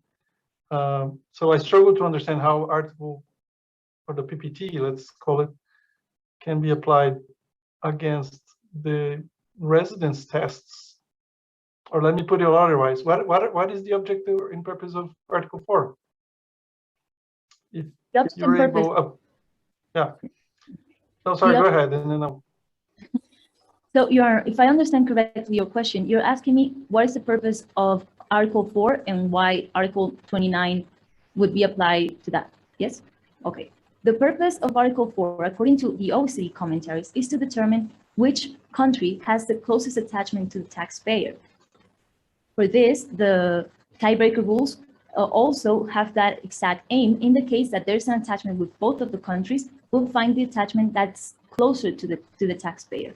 And Article 29 says that the benefit cannot be granted if it violates that purpose and object of the provision that's being avoided. In this case, as we've said, it is Article 4, and it is because Mr. Triple's strongest attachment is with Iberia, even if it does not fit in formally in every criteria to determine residence under the Iberian legislation, Article 15, and under the tiebreaker rules. Does that satisfy your question, ma'am? A little bit. It comes for me as a contradiction in your speech. Sometimes you're stating that he is a resident, and sometimes when you're applying Article 29.9, you're saying he's not a resident, but the residence status he has in the other country can be challenged based on the GAR, or even when Councillor Gutierrez is stating in Article 7, you're acknowledging he is not a resident in order to apply Article 7 in the PE concept. So it's your submission is that he's not a resident, and we should tax him as an enterprise, or should we tax him as an individual? Oh, Your Honor, to clarify, what we're saying is that Mr. Triples is a resident under Iberian law, not for the exact application of Article 15, but because it is the consequence of the application of the Iberian GAR to deem him as an Iberian resident under domestic law. Then, in a second moment of my submission, we said that Mr. Triples is also a resident for the treaty purposes because not by the application of Article 4, because the formal application of this might not lead to saying that Mr. Triples is a resident under this article, but because of the consequence of the PPT applied to the situation. The consequence of the Iberian GAR is that Mr. Triples is a resident under domestic legislation, and the consequence of the principal purpose test is that Mr. Triples is a resident also in Iberia for treaty purposes, but not because he fits in Article 15 and Article 4 exactly, but because it is the consequence of the GARs that I have been quoting. And it is the consequence because otherwise we would be violating the teleological purpose of Article 15 and Article 4.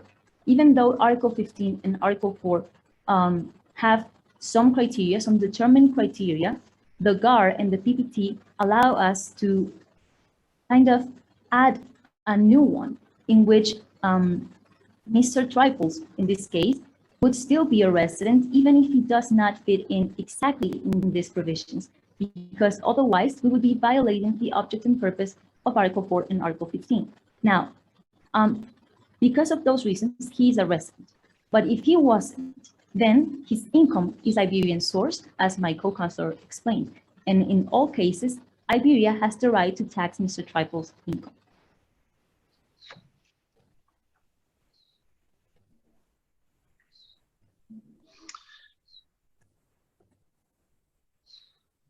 Justice Danielle, you're fine. Great. I am fine too. Thank you for your presentations, both teams. We will. Yeah, I know we still have 4 minutes. If you want to add something. Thank you, Your Honor. Thank you. Thank you very much. Perhaps we could split the rooms again so that the teams can also gather up for a while and get to meet each other, while me and Danielle, we do the final decision.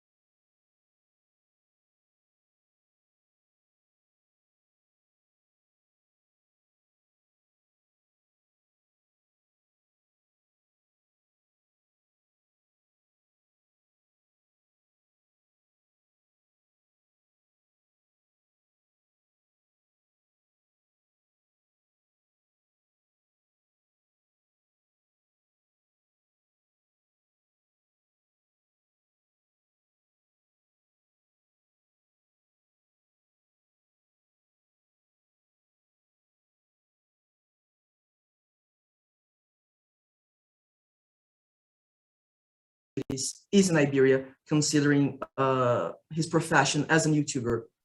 Not only this, but Article 15 also establishes that an individual shall prove they have severed all substantial ties with Iberia in order to demonstrate, in order to no longer be considered a tax resident.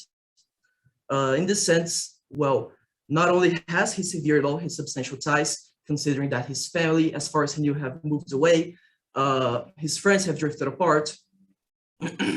So when we analyze those important aspects of the applicant's life, it becomes clear that he has, in 2021, distanced himself away from Iberia and actually established himself as a resident in Montanonia. Not only this, but we must also remember that it's important to clarify that such article establishes an impossible burden of proof on the applicant, asking it to demonstrate that it has severed all substantial ties when it's impossible, Your Honors, to demonstrate that something is not there. It is important also to remember that the Iberian Supreme Court has raised a preliminary question to the Iberian Constitutional Court regarding this rule, as in their understanding, it could violate the principle of legal certainty. So considering all of those factors, it becomes evident that according to Iberian's own domestic legislation, Ivan is not a resident in Iberia. However, Your Honors, if you disagree, if this court doesn't agree with such understanding, according to the tiebreaker rules of Article 4 of the DTC between Iberia and Montanonia, he should be considered also as an Montanonian resident. So first of all, Article 4.2a of the DTC establishes that an individual shall be deemed to be a resident only in the state in which he has a permanent home available for him. So in this sense, Your Honors, paragraph 12 of the OECD commentaries establishes that the concept of a permanent home is a home which is arranged and retained for permanent use instead of staying in such conditions which indicate that the stay is intended to be of short duration. In this sense, Your Honors, the applicant has no permanent home available for him in Iberia. That is because on February 1st, he let his friend Tonto Malvado 66 stay at his house and has not set foot on this house during the whole of 2021. In addition to whenever he wanted, he could come and find a room there, right? Well, Your Honor, thank you for your question, but not quite. He really wanted to respect his friend's privacy. He didn't set foot on this house as a demonstration that it was not actually available for him. So, yeah, even though the house was still in his possession, it was not arranged for permanent use. So he could not have just gone there whenever he wanted and just stayed in the house. The house was of his friend, and he wanted to respect his privacy. So is the requirement that it's there for permanent use? What is exactly the requirement? Well, Your Honor, we are just trying to interpret this article according to the OECD commentaries, and the OECD commentaries establishes that the concept of a permanent home is related to a home which is arranged for permanent use. And as this mentioned, was not arranged for permanent use. Therefore, it cannot be considered to be an available home for him. So you're saying that whenever he wants, he couldn't come and just sleep there? No, Your Honor, he could not. It was with his friend. So, but he actually did come there, right? No, Your Honor, he didn't set foot on the house in the whole 2021. This shows as a demonstration that it was not arranged for permanent use. Otherwise, he wouldn't have to pay for hotels whenever he wanted to stay in Iberia. So he didn't set foot on the house during the whole of 2021. So, all right, continue. Okay, thank you, Your Honor. So moving on the other hand, he has an available home for him in Iberia, in Montanonia, I'm sorry. So according to the first tiebreaker rule, he is in fact, he shall be deemed to be a resident only in Montanonia. However, even if this court doesn't agree with such understanding, Article 4.2b of the DTC establishes the applicable criteria as being an individual's central vital interest as well as habitual abode. Now, Your Honors, once again, trying to interpret this article according to the OECD commentaries, we shall analyze an individual's central vital interests, considering his family and social relations, his occupation, his political, cultural, and other activities, his place of business. Under this perspective, Your Honors, as previously stated, as far as he knew, his family had moved to Vikingonia by the end of 2020. Not only this, but concerning his social relations, well, which family moved to Montenegro? Thank you for your question, Your Honor. His mother and his sister. So his family have moved, as far as he knew. His friends have drifted apart, which was actually one of the reasons for his move. And concerning his work, as previously stated also, he works with the internet. He can do his business from wherever he wants. He records his videos. He can record his videos at Montanonia. So analyzing those important aspects of the applicant's life and routine, we notice that his central vital interest is clearly not so again, in sorry. Again, explain to me, why do you think his business, his center of his business is not in whatever, Iberia? Thank you for your question, Your Honor. Well, Your Honor, he works as a YouTuber. So he records his videos at home, he posts them at home, and he has lived during 2021 in Montanonia. Therefore, his place of business shall be deemed to be in Montanonia in opposal to in Iberia. So moving on. So if I'm, let me just pose it to you. So if the entire, let's hypothetically think, if I live in country A and I'm a YouTuber, but all of my audience, all of my connections are in country B, just the fact that I'm physically located in country A when I operate, according to you, means that my center, my business center is in country A, right? The residence country. Well, Your Honor, that would be, thank you for your question, but that would be another scenario. Considering the case at hand, El Listo's audience is spread all around the world. He has a lot of viewers in South America, in Latin, in Spanish-speaking countries. So his audience is not centered in Iberia, and therefore, well, in the present case, his central vital interest shall not be deemed to be in Iberia, considering this context. But considering the situation presented at hand, it could be said that he should be taxed at country A. So, thank you, Your Honor. So, moving on. I have a question, sorry, because you mentioned that part of the reasons why it was clear that the central vital interest was now in Montanonia, not in Iberia, was that, or part of the reasons to make that move was that his family had moved to another place, Vikingonia, I think it's the place. But later, it was understood due to his girlfriend that his mother hadn't actually moved from Iberia. So how did the two come together? Because it seemed that he moved for certain reasons, but maybe those reasons were not that clear, or at least his family still remains in Iberia. Thank you for your question. Yes, Your Honor. In fact, his mother has stayed in Iberia during 2021. However, Eulistus was not aware of this fact.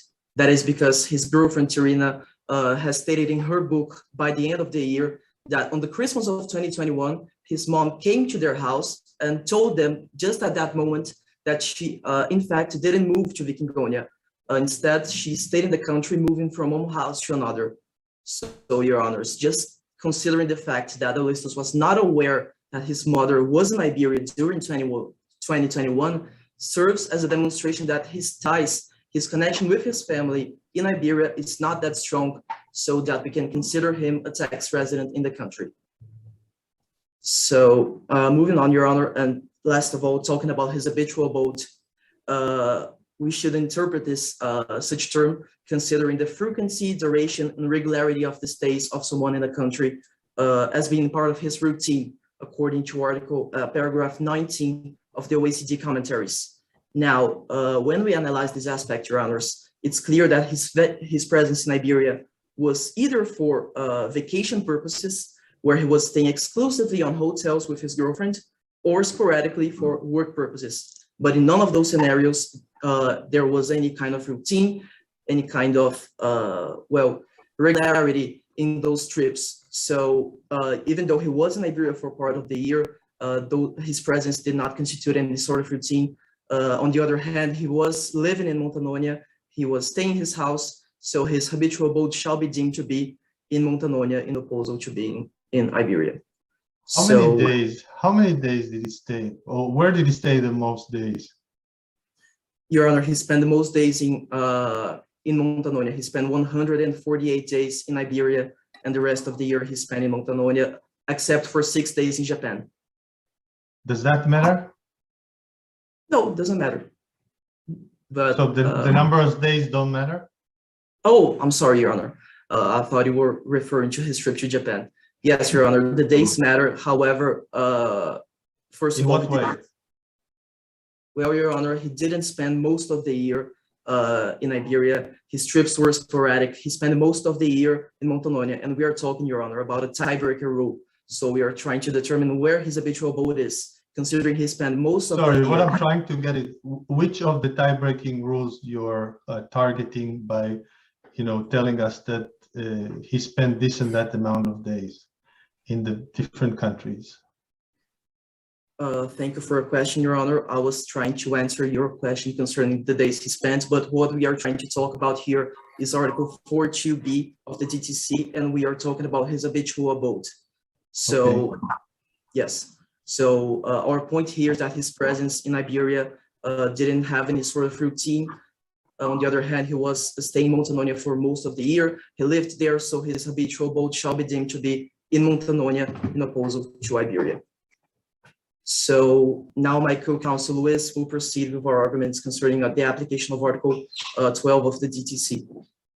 May it please the court, as my co-counsel already explained, I'm going to address 4 or 5 payments for the applicant related with the concept of royalties. Before I start to argue about this income, I would like to set up 3 premises of my arguments. The first premise is the non-applicability of Article 29, paragraph 9, concerning the principal purpose test. The principal purpose test would only be applicable if the tax benefits were the main purpose of the arrangement. In the case, the main purpose of the arrangement was clear. The applicant was tired to live in the state of Iberia and freely decided to move to another country, in the case, Montanonia. And considering, as my co-counselor said, that he has no substantial ties, this was his main purpose, to live in another state. That means you should not apply Article 29, paragraph 9. My second premise is the concept of royalties according to Article 12, paragraph 1.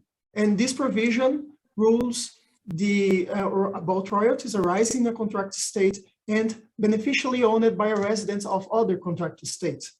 This provision has the principle of exclusive taxation in the state of residence. And considering the tax residence of the applicant as the state of Montanonia and also the applicability of this double taxation treaty, this article should be regarded. And also, it's important to point out that this provision does not include royalties arising in the third countries, but just from the state of source to the state of residence. And the definition of royalties is in the paragraph 2 of the same provision, and also closely related with the payment for the use of intellectual property according to the OECD commentaries, and also confirmed by the Full Federal Court of Australia in the case law 7 Network Limited versus Australia. That means in this case, all the payments related with royalties were for the use of the artistic content and also for the artistic, his image. Now, the third premise is the no applicability of Article 17, paragraph 1 of the DTC Iberia Montanonia. This provision has 2 elements, the objective scope and the objective scope. The subjective scope concerns the person, whether this person is an entertainer or a sportsman. And here it's clear in the present case, the applicant is considered as nowadays entertainer, considered his role in the media. That means the subjective scope is fulfilled. However, the problems remain the objective scope.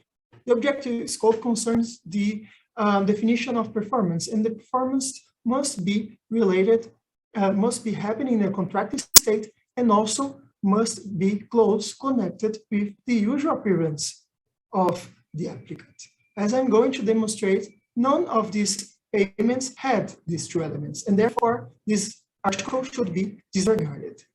Now I'm going to talk about the payments, and the first payment is the payment from Google for online advertisers on YouTube.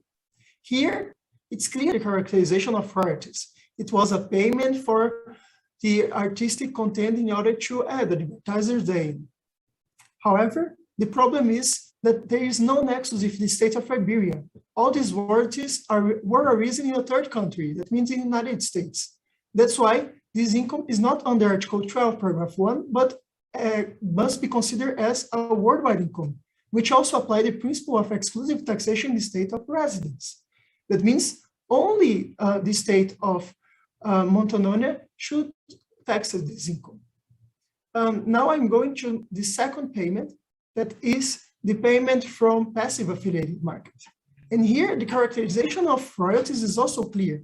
It was a payment for the use of the artistic content and artistic image in order to sell products, services, and goods. And first, we need also to look for the nexus with the states of Iberia. And this would be just the payments from the Iberian advertisers. That means just 545,000 from 1,100,000 would be under the scope of Article 12, paragraph 1, which also leads to the principle of exclusive taxation in the state of residence. That means just Montanonia could tax that income. The third income would be from the Japanese enterprise Nintendo. And considering this enterprise having a PE established in the state of Iberia, it's also be a nexus to use the double taxation treaty, and also considering the characterization of royalties according to Article 12, paragraph 1, as the main obligation of the applicant was to use his image in order to promote the brand, and also his Instagram account in order to promote the brand, we should also use Article 12, paragraph 1 of the DTC Iberia Montanonia and tax this income in Montanonia. So it's important here to point out two aspects. The first aspect is the non-applicability in this payment of the Article 12, paragraph 3, and the non-applicability of Article 17, paragraph 1.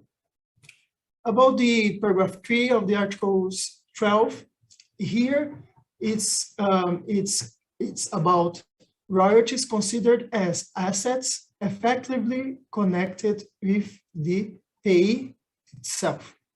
That means, according to the USD commentaries, these assets must be narrowly related with the permanent establishment. However, in the present case, considering the global impact of the applicant's image and also his global fame, this asset is not restrictedly in with the PE, but with the holy brand. That means it is out of the scope of our paragraph 3, but in the scope of Article paragraph 1. The second aspect is the non-applicability of Article 17, paragraph 1, mainly because the applicant took a photo sessions in the state of Iberia, and according to the OECD commentaries, and also confirmed by the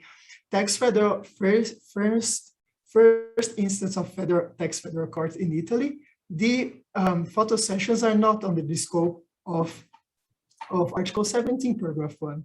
That means we should just qualify this income as our royalties and the use of applicant's image in order to promote the brand Nintendo. Why royalties again?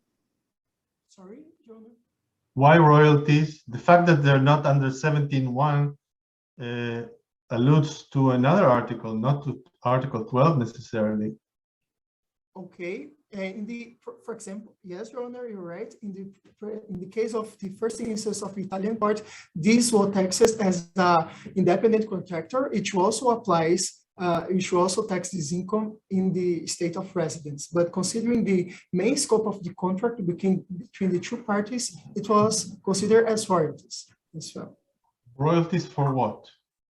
Royalties for the payment for the use of his image and also his content in Instagram account in order to promote the brand. Yeah, but here it's not just his image. He was actually there, right? Yes, but it's also important to consider the main obligation of the contract. And also, if you consider of the case Boulez versus Switzerland, it was also a case in which we have the discussion of whether it was a royalties, what was a performance, and it's important to concentrate these incomes in one. That means in the main obligations. In the present case, but remember, in the case of Boulez, he had this unique activity, right? He was a conductor of an orchestra, which he needed to actually do something. In this case, you're arguing that this is just the image, but in fact, he was there present. But my main concern is that you're telling me it's not Article 17. And typically, because you raise this issue, when we say, well, something is not Article 17, the fallback is going to be Article 14 or 15, right? So the whole idea of Article 17 is to be an exception for the services article. So why isn't this a service? Where is this? Yes, this could be a service, but I'm regarding the main obligation of the contract because it would be difficult to split which amount was from the payment for the photo sessions, which amount was for the use, the obligation of to post this on his Instagram. That's why it's also important to concentrate that income. So would you agree to 50-50? No, would not be agreed with 50-50 because he was an independent contractor. He has no links with the enterprises. But sorry if I understood well, you argue that the guy doesn't receive any money for assisting to this session, but only for the subsequent use of his image through the photograph. Is that correct? This is what are you arguing? I'm arguing that the main obligation was to post these photos on Instagram, and this must be the most important fact for the qualification. So he was not obliged to go to the session. He was obliged, but the main obligation was the posted on Instagram and also the use of his image. This was the main contract. But okay, but also, a second.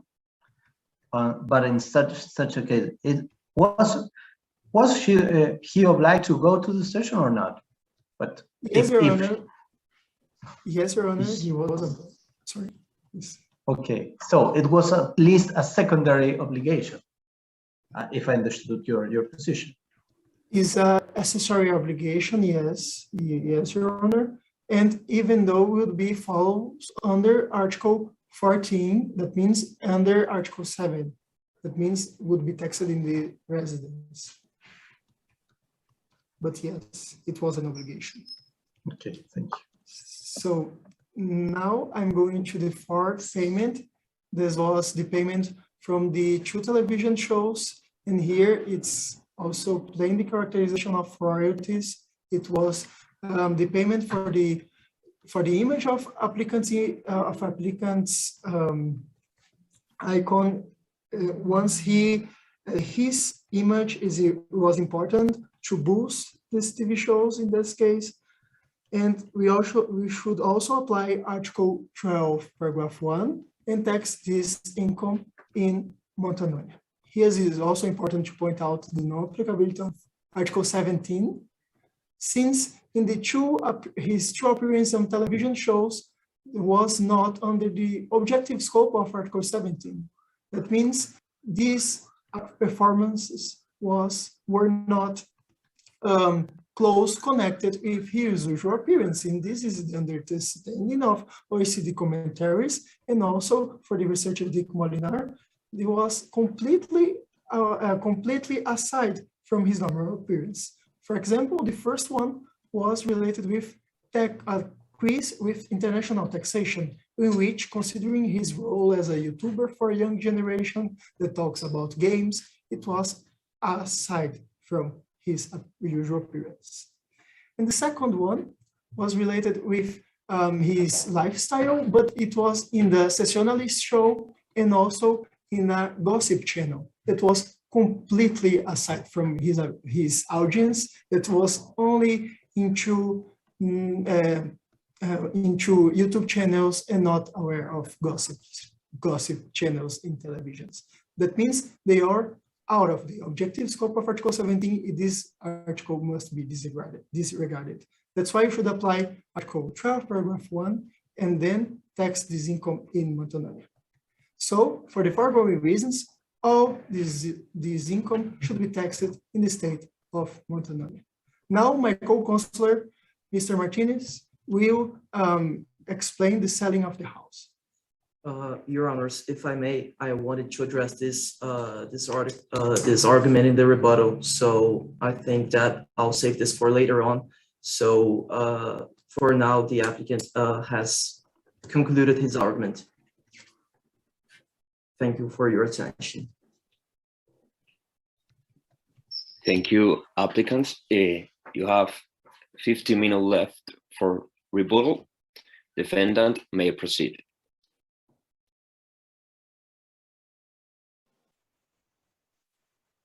Mr. President, members of the Supreme Court of Iberia, applicants, attorneys, good evening. It is a great honor to be here today in this court. My name is Pedro Guimarães, and together with my co-counsel, Barbara Moraes, we'll be addressing the matters on behalf of Iberia's tax administration, known as the defendant. Justices, it's my duty to state that we are here in this evening because of the applicant's denial to pay what he must. In order to secure and demonstrate this sentence, we'll divide our speech in three main topics. The first topic will demonstrate that Iberia has taxing rights as a resident state according to both Iberia's domestic law and the Double Treaty Convention, which will be shortly referred as DTC. In the second topic, we'll highlight that the applicant is not entitled to any trade benefits in his operations. In the third and last topic, we'll do the proper qualification of the applicant's income. However, before addressing our legal arguments, it's necessary to make a brief interlude to recapitulate the facts of the present case. Members of this court, as stated before, we are here today because the applicant, known as Mr. Triples, did not pay what he must.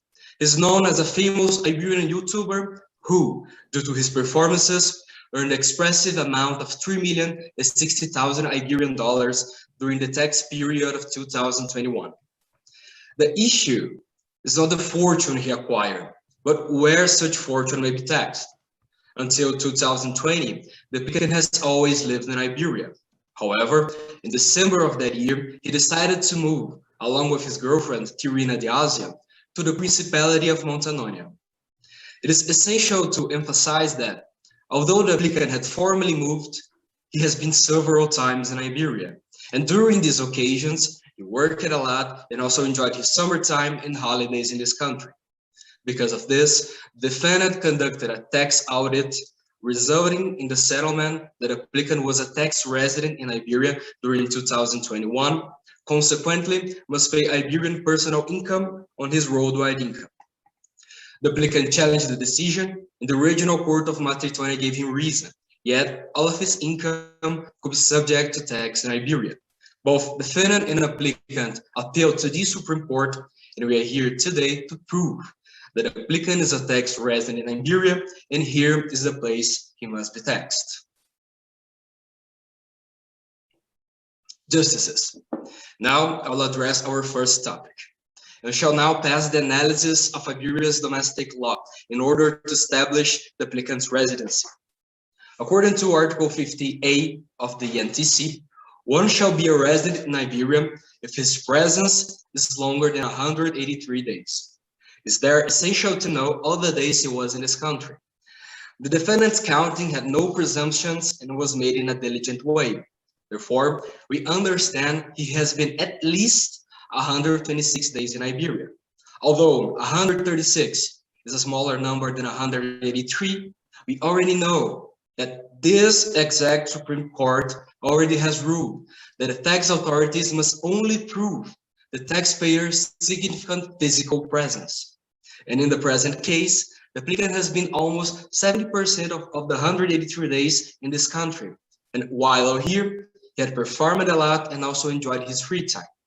Therefore, all of his absences will be counted. That is why another 73 days was integrated his time in Iberia, occasion where he reached the total amount of 205 days in this country. And that is why he fulfills the criteria of Article 15A and has to be taxed in this country. Justices, this explanation could be sufficient to determine his residency. However, if remains any doubt upon this court, we shall prove that his main core, or the base of his activities or economic interests, are based in Iberia. Some places understand the criteria of Article 15B as being the place of the source of the majority of an individual's income, also as being the center of his professional activities or the place where he has investments, business, or most of his assets. In the present case, as it's going to be further detailed by my colleague, Iberia is the place where all of his incomes is sourced.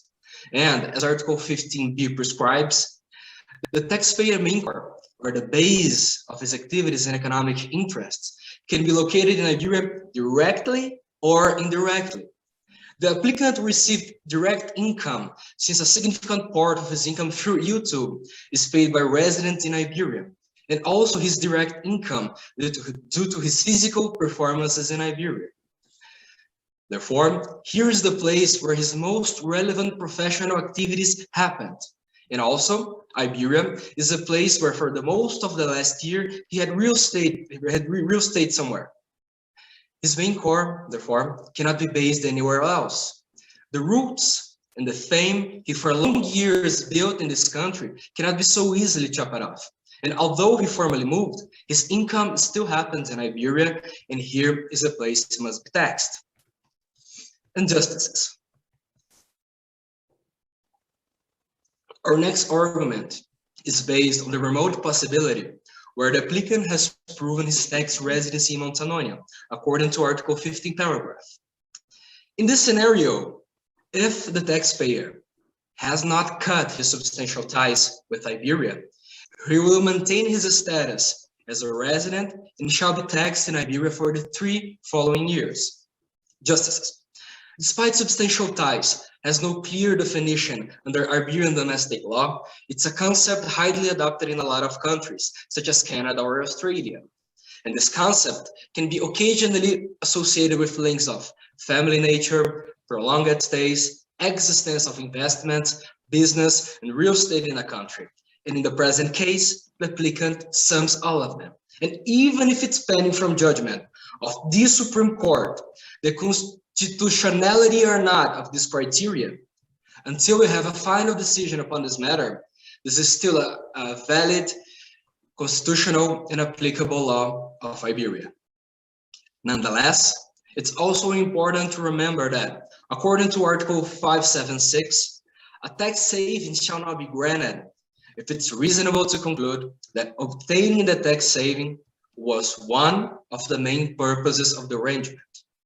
In the present case, the arrangement allowed the taxpayer to change his residency, which resulted in avoidance of the full liability and in the reduction of his tax burden. The goal of his arrangement was to pay less taxes in Iberia, which was even recognized by the applicant himself, only in order to avoid application of Article 15. In other words, he's still a tax resident in this country and must have his full liability taxed by the defendant. And this is also why his tax residency in Montanonia cannot be considered as valid, since it's against the spirit of our domestic law, and also because the applicant is still very well connected to Iberia. However, justices,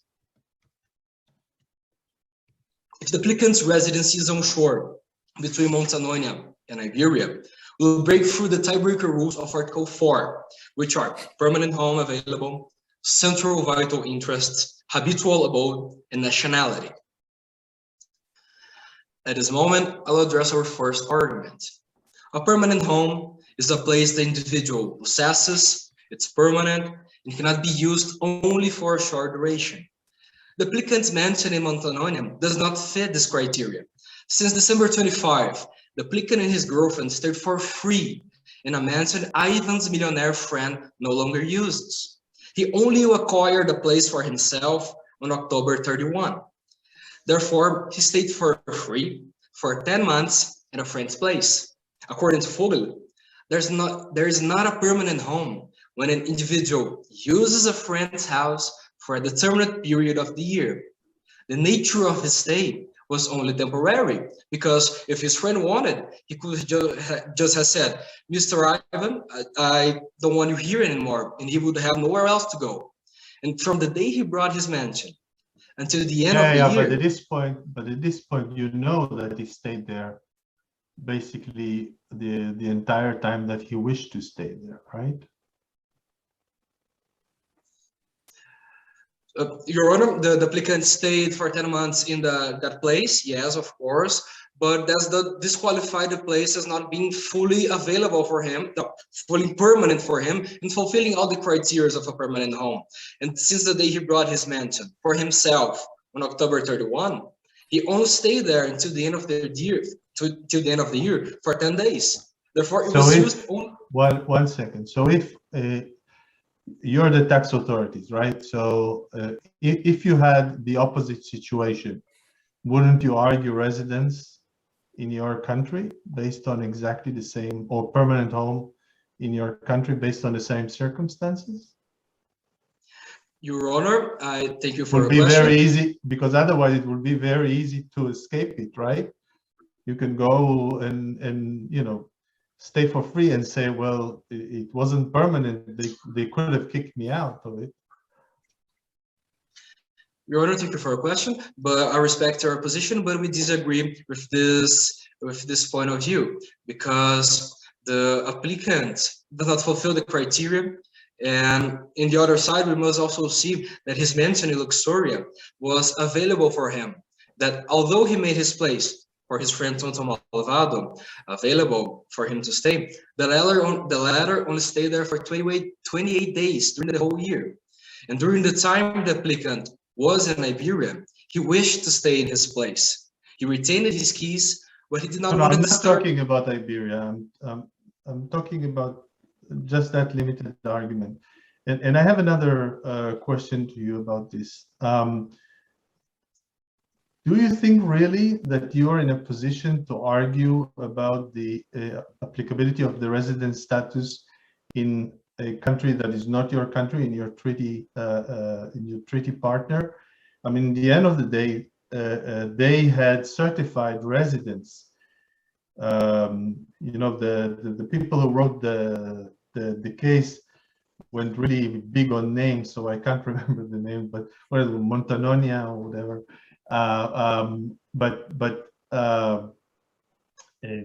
You know, the taxpayer has a residence certificate. Isn't that sufficient for you? Because otherwise you could have, you know, entered the mutual agreement procedure or whatever discussion with the tax authorities of the other country. Thank you, Your Honor, for your question. We respect your opinion, but we disagree. We think that is not applicable the mutual agreement, since we can solve the present situation according to the DTC rules. And also moving forward, my presentation. What rule in the DTC? Just a second.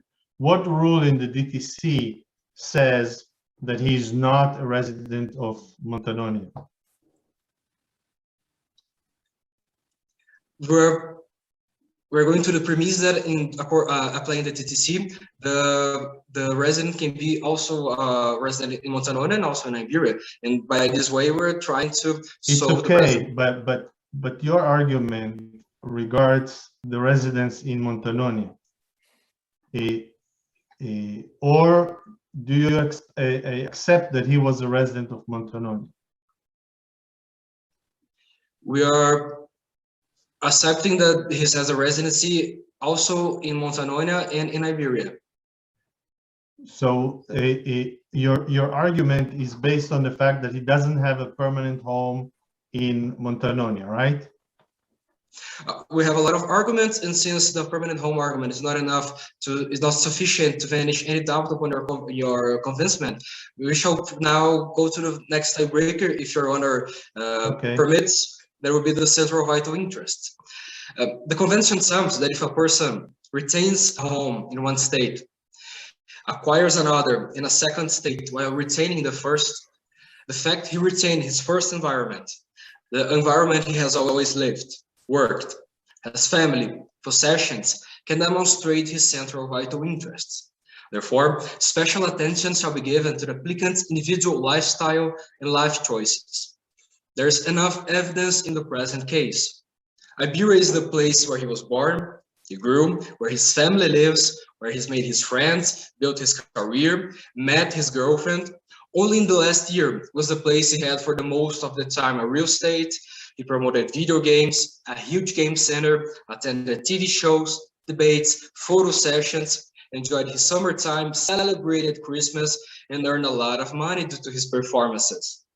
And just as judged in Johansson versus USA, 1964, despite the fact in Johansson that the applicant stayed for more than 200 days in the USA, he was still considered a tax resident in Sweden because there was the place where he maintained his central vital interests. Since Ivan's activities, social, economic ties predominantly occurred in Iberia, here is his central vital interests. Everything in his life. Sorry, I have a question here, because you say a lot that it has to do with the fact that he has economic interests in Iberia, but according to the facts of the case, only 370,000 euros were obtained really from advertisers in Iberia, rather than around 1.4 million euros for online advertising on YouTube and 1.1 million on other kind of marketing that came from the US and Latin America. So I want to understand better why you say that his economic center is in Iberia. Your Honor, thank you for your question. According to the clarifications, actually, half of his income from advertisement comes from residents in Iberia. Therefore, all the rest comes from 48 different countries in the world. So it's like almost 1% of all the other countries was paying his incomes, and Iberia was the other half. And based on this, we have a strong evidence that his activities are predominantly occurred in Iberia due to the payment, and also because the only place he received due to his physical performances.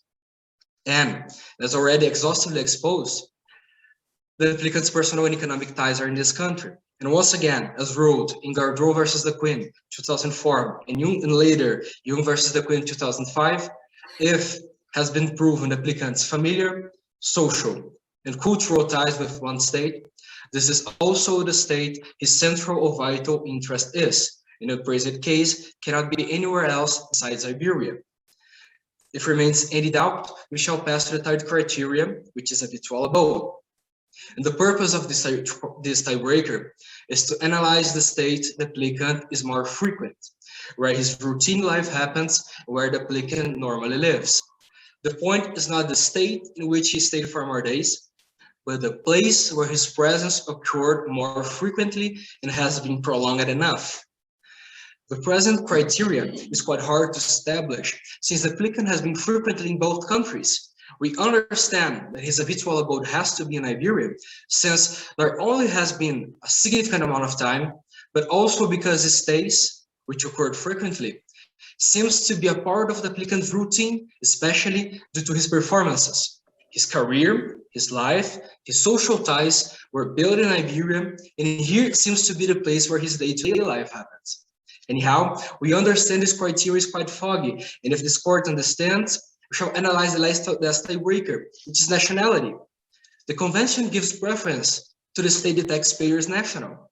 If all three previous tiebreakers are not enough to vanish any doubt, the discussion is over.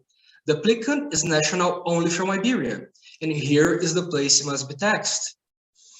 Justices, once it's clear his income shall be taxed by the defendant, we shall pass to the applicant's qualification of his incomes according to the DTC, which will be brought by my colleague Barbara. Thank you, Pedro.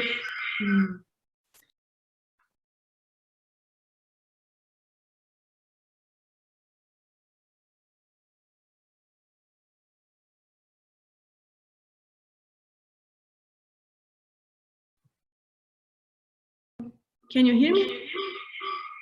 It's echo, right?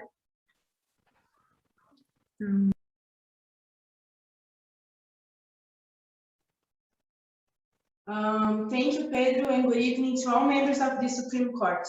It is indeed an honor to be here today. My name is Barbara, and I will now be addressing the second topic of our substantives, which shall demonstrate that the applicant is not entitled to any benefits of the treaty according to paragraph 9, article 29 of the DTC.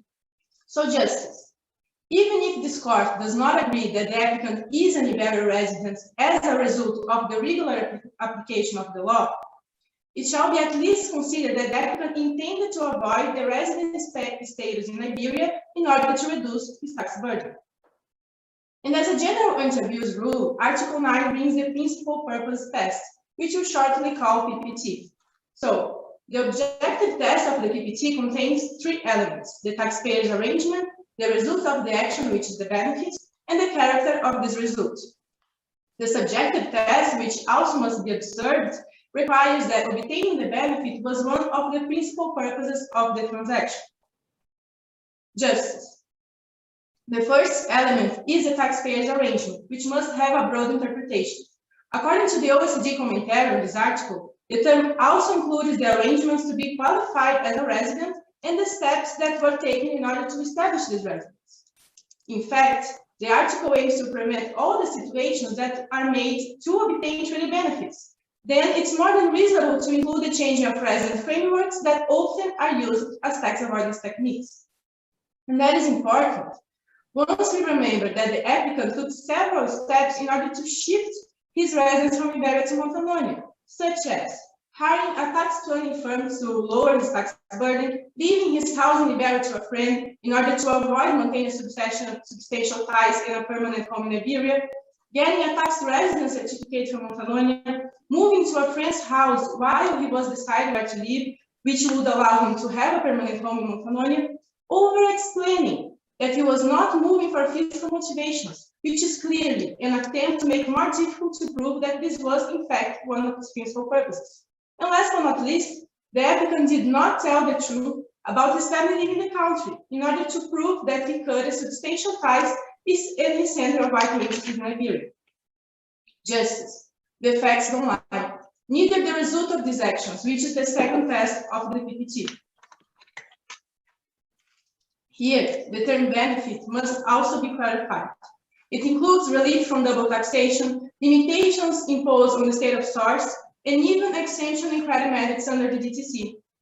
So, the benefit in question is lower taxation through arrangements to be qualified as a resident in Montanonia, which can be identified as a PhD barrier teaches us with the improvement obtained by comparing the tax position with and without the arrangement that was made. That is perceived, for example, with Article 7 of the DTC. If it was applied in these terms, it would not only lead to non-taxation in Iberia and full taxation in Montanonia, but also to a significant saving considering that the tax rates varies from 0 to 10 in Montanonia, while it's 50% in Iberia. But Justice, this is not enough to apply the PPT. The last and objective condition is the character of the result. Here, we must confirm that granting the benefit would be contrary to the object and purpose of relevant provisions of the DTC. So, if we think about the transfer of residence, this reaches Article 4 and also the preamble of the Convention. Article 4, because it aims to define which state has a stronger, a substantial connection in case of double residence, and the preamble, since there is an anti-avoidance purpose chased by all treaty provisions. In other words, granting treaty benefits to the applicant would be against those rules, since he lacks any substantial attachment with the state he claims to be resident in.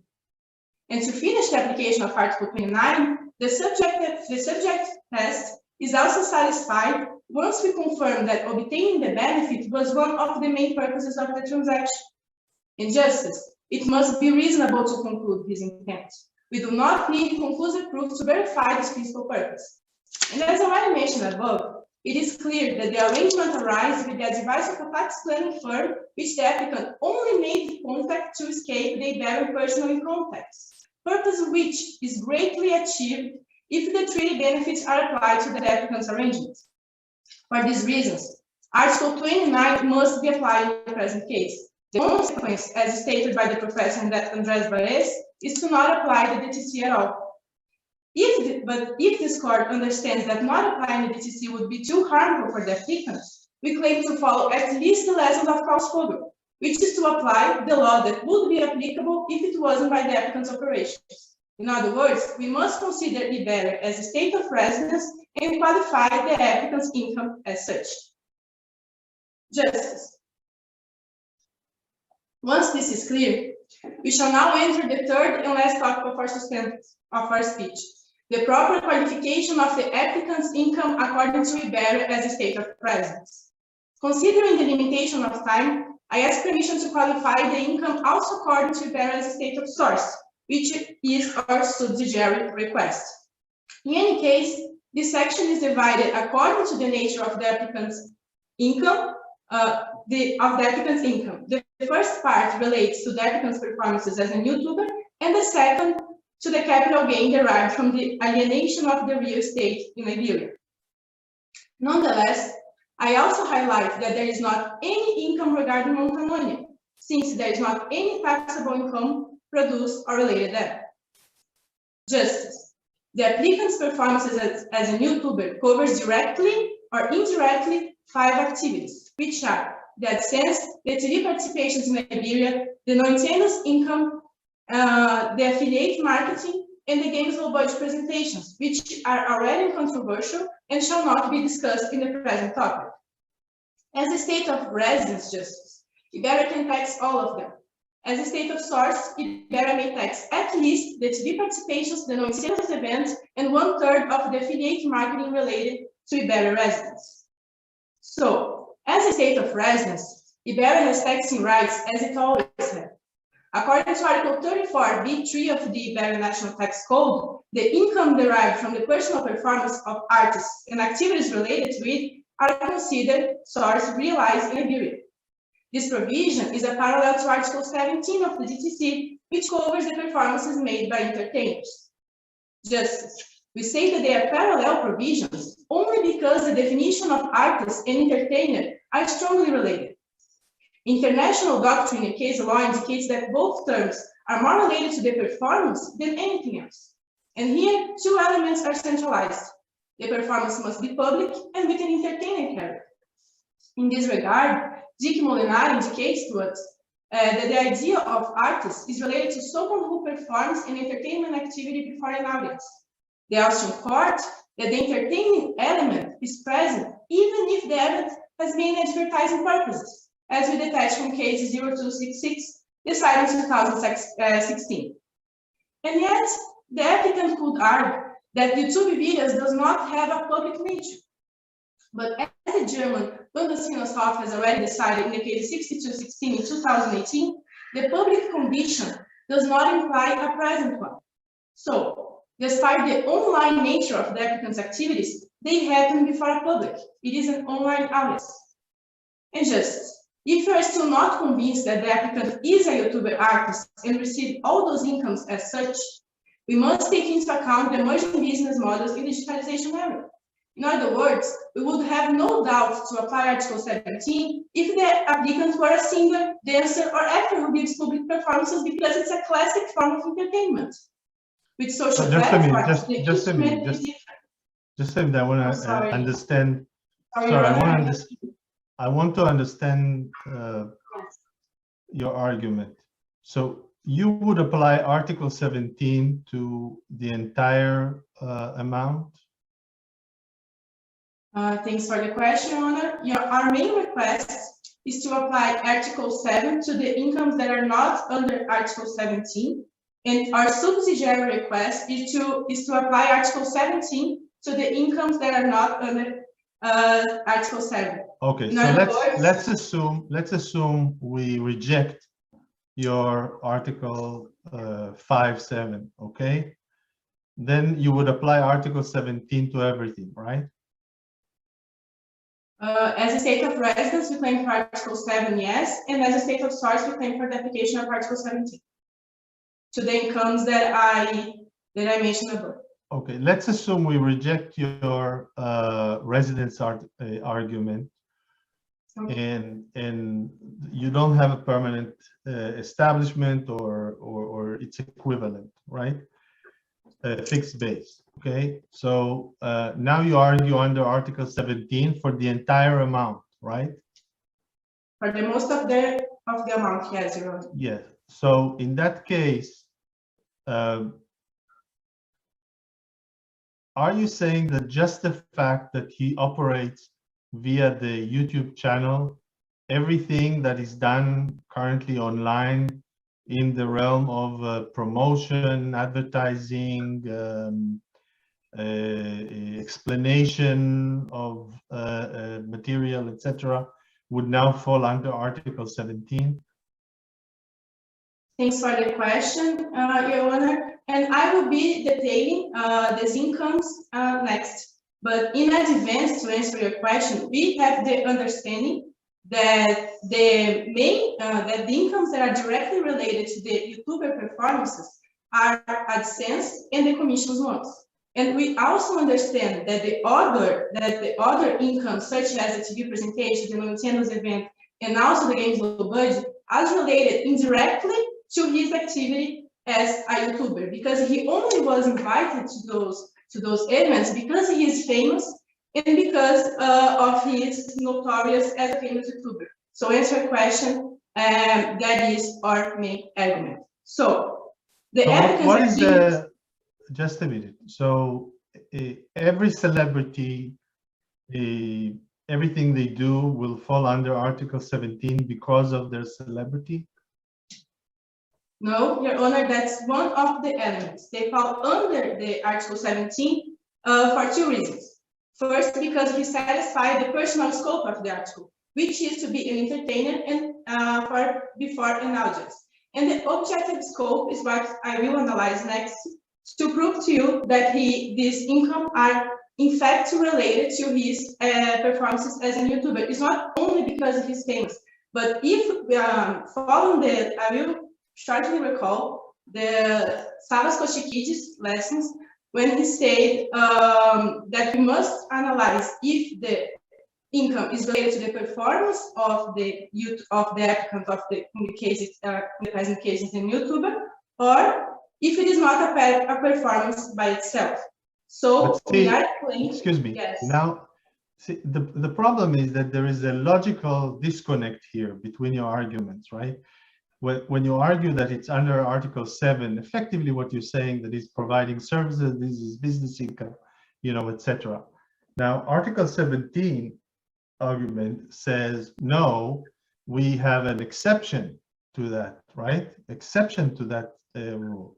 So if we reject your original argument, under Article 7, you're coming back and saying kind of the opposite in this alternative argument.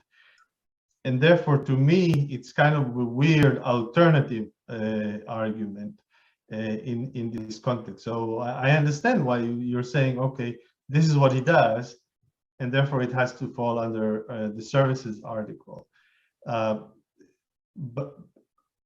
But I have a problem with your alternative argument, especially in line of the history of Article 17. Perfect. Thank you for all the appointments, Your Honor, but I must recall that Article 17 must be applied only when the performance is made in the other states than the state of residence. That's what the wording of the Article 17 teaches us. So I don't see, I beg your pardon, any divergence between the two articles, because if Article 17 could in fact apply, then as a consequence of the paragraph 4 of the Article 7, Article 7 would be not applicable because it's a general rule, and the Article 17 is a specific rule. But considering that I have 2 minutes, can I have 5 minutes just to conclude my statements? There's 1 minute left for the speaker and 10 minutes left for the team. Okay, can I use 5 minutes? No, you have 1 minute. Yes, okay, so in order to just to conclude the second section of my speech, the capital gain of $300,000 that was received from the alienation of the capital mentioned in Iberia is taxable. It's taxed by the defendant under Article 13 of the DTC. So once again, I would like to express my deep appreciation to be here today. Thank you.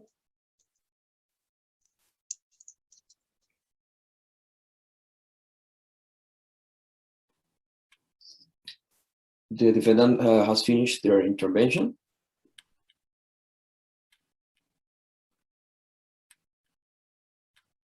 Or will Pedro Guimaraes continue? No, Your Honor, we have finished our exposal. Thank you. Thank you very much. So now time for rebuttal.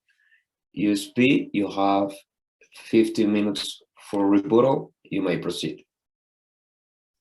Thank you very much, Your Honor. So we'd like to address some of the points that the defendant has brought up. First of all, it is important to notice that the defendant has no jurisdiction to discuss the applicant's status as a tax resident in Montanonia. So I think this is kind of out of the question. The applicant has a tax resident certificate from Montanonia, and what we are discussing here is whether he's a resident in Iberia or not. So it is important to notice that there is no reason to discuss if the applicant is or not a resident in Montanonia, because the tax authorities of Montanonia have already decided over this point. Moving on, the defendant has also recognized that the applicant has stayed in Iberia for less than 183 days during the year, because in order for him to stay over this amount of days, we will have to count sporadic absences. However, as previously stated, according to Article 15 of the Iberian National Tax Code, the applicant has in fact demonstrated that it is a tax resident abroad, in this case in Montanonia. So considering these sporadic absences shall not be counted, and it becomes clear that the applicant has stayed for less than 183 days in Iberia during 2021. Moving on, Your Honors, the defendant also defends that if this court doesn't understand that their arguments were enough concerning the concept of a permanent home, we should analyze his central vital interest. However, such interpretation is wrong, as well. First, we must analyze the concept of a permanent home, and if this concept is not enough, we move to the central vital interest.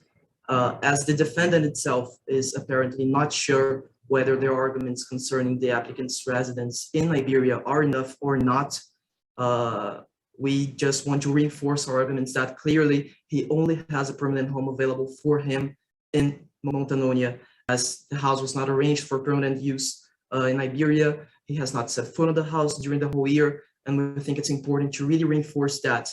According to the first tiebreaker rule of Article 4.2a, he shall be deemed to be a resident only in Montanonia. The last point that I wanted to discuss is that the defendant has stated that the applicant has lied. He didn't know about his mother's move to Vikingonia. However, Your Honors, I'm curious if the defendants have any elements that can sustain such position, because as of my understanding, this is an attack not only to the facts we are here analyzing, but also to the morale of Mr. Ivan, being called a liar with no evidence of such. So for now, this is our arguments. Now my co-counsel Luis will proceed. Yes, concerning the principal purpose test, the Article 29, paragraph 9, it's clear that the application of the double taxation treaty also confirmed by the Regional Court of Matritonia, and also it's clear also to point out that the main purpose of the arrangement was to move his residence because he was tired to live in the state of Iberia. He finally decided to live in the state of Montanonia. And going further, there's no tax benefits. There's no tax benefits. It was just a difference between rates of personal income taxes. This is a normal a number of facts around the world. Every state have different personal income taxes, and this was the outcome. And considering also that Montanonia is not considered as a tax haven since 2018, and the applicant could also decide to live in a tax haven such as Liechtenstein. Why he didn't do this? So this double taxation treaty should be applicable. And the next point is the use of Article 17, paragraph 1 for all the income of the applicant. It's very complicated when you are leading to digital economy, mainly because it's not really really certain where is the connecting factors, because the audience is not considered a connecting factors in digital economy. And also according to the terms and conditions of YouTube in 2021, these must be considered as royalties. That means the outcome to apply Article 17 would be against the preamble of OECD commentaries. That means would lead to double taxation or even to tax avoidance. So it's better to concentrate and consider this as royalties. That's why you should not apply Article 17. So for the foregoing reasons, all these incomes should be taxed in the state of Montanonia. Thank you. Thank you, applicant. Defendant have 10 minutes left for sub-rebuttal. You may proceed. Good morning, justices. Thank you for the word again. And we disagree with the position of the applicant, saying that that this court has no jurisdiction and cannot talk about his residency in Montanonia, because the fact actually is not direct questioning his residency per se, but we are saying that his change of residency occurred and happened due to tax avoidance schemes. And we're not questioning the residency itself, but we're questioning the meanings to it. Therefore, his certificate of residency cannot be considered as a valid document. And not being considered as a valid document, his residency therefore cannot also be seen as valid in Montanonia. Since this court, we know that this court gives great attention to certificates of residency. However, if it has been proven that the tax residency certificate happened due to avoid taxes, it must not be considered. And moving forward upon the 180 days criteria, it does not seem reasonable for us that the applicant shall not be seen, his sporadic absences may not be counted, because his sporadic absences are not the time he spent in Montanonia. That's not what we are saying. We are counting the days he was physically present in Iberia, and therefore we are counting the days between September 4th and December 8th, which he stayed in Latin America, and also the days he was in Japan. We're not considering any time he was in Montanonia. And by this time, he fulfills the criteria of Article 15A and spent more days in Iberia. And remembering that the Supreme Court ruled that absences will be counted even if they exceed 183 days outside the country. So there's not any evidence, and his absences may be counted, and the applicant does fulfill the criteria of Article 15A. And upon his permanent home available, it's also important to emphasize that there is also a third permanent home, which can be seen as Tirina's, the applicant's girlfriend's apartment, since they stayed there for Christmas, and also she only has the keys, and the applicant could have stayed there for his time in Iberia, but he preferred not to, but of course was available for him. And upon the central vital interest, we reinforce our previously arguments already exposed, since we are sure that all of his ties, economic and personal ones, are based all in Iberia and none in Montanonia. And it's quite interesting the point that the applicant says relied upon and can be seen as bad faith of us, because at any point we said we lied that the applicant's mother were living or change of residency, or they did not talk. It's quite surprising, since he's such a can be such a great son, and his family is moving from another country, and he's so famous, he has so wealthy, he could have just said, hey mother, do you need any help? Are you really moving? Can I help you? Can I surprise with you something? Can I provide something to you? But he said nothing. Therefore, also upon his friends, he has not met any of them. There also indicates that his tax residency, his change of residency occurred only for tax avoidance purposes. Now my colleague may proceed. Thank you, Pedro. Good morning again to all. The point of the claim of inapplicability of Article 29, the applicant's motives to move to Montanonia are still not very clear to us. So he limited himself to say that he cut substantial ties with Iberia, and yet he did not bring any other reason to that or any other element besides being tired of living in Iberia. In fact, we don't see from anywhere in the facts or in the clarifications that he was in fact tired of his famous life in Iberia. What we know from the facts, Justice, is that he was tired of paying taxes in Iberia. And added to that, it's reasonable if we analyze of the facts that he had no economic interests in Montanonia because he didn't have any contract or anything. He does not have any economic or other interests in Montanonia, no member of his family. So it seems to us that he only took advantage of a very convenient scheme in order to benefit from the DTC provisions. Our second point, in order to leave no doubt about our claims regarding the qualification of the applicant's income,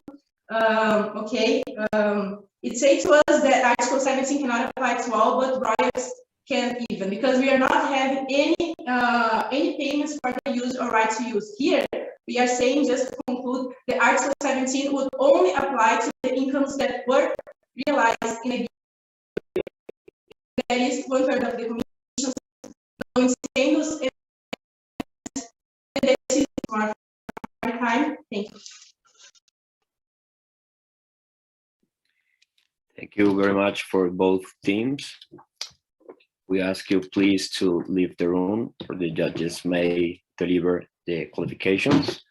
And one question, please, the USP team may provide the speakers' names, please. Yes, can we send it on the chat or can we just say it? It's better to say to identify the name of each. Okay, my name is Lucas Martins. Do you want me to spell it? Yes, please. If you can put it in the chat, yes, that will be good. But it's also good that we identify which one of you is which.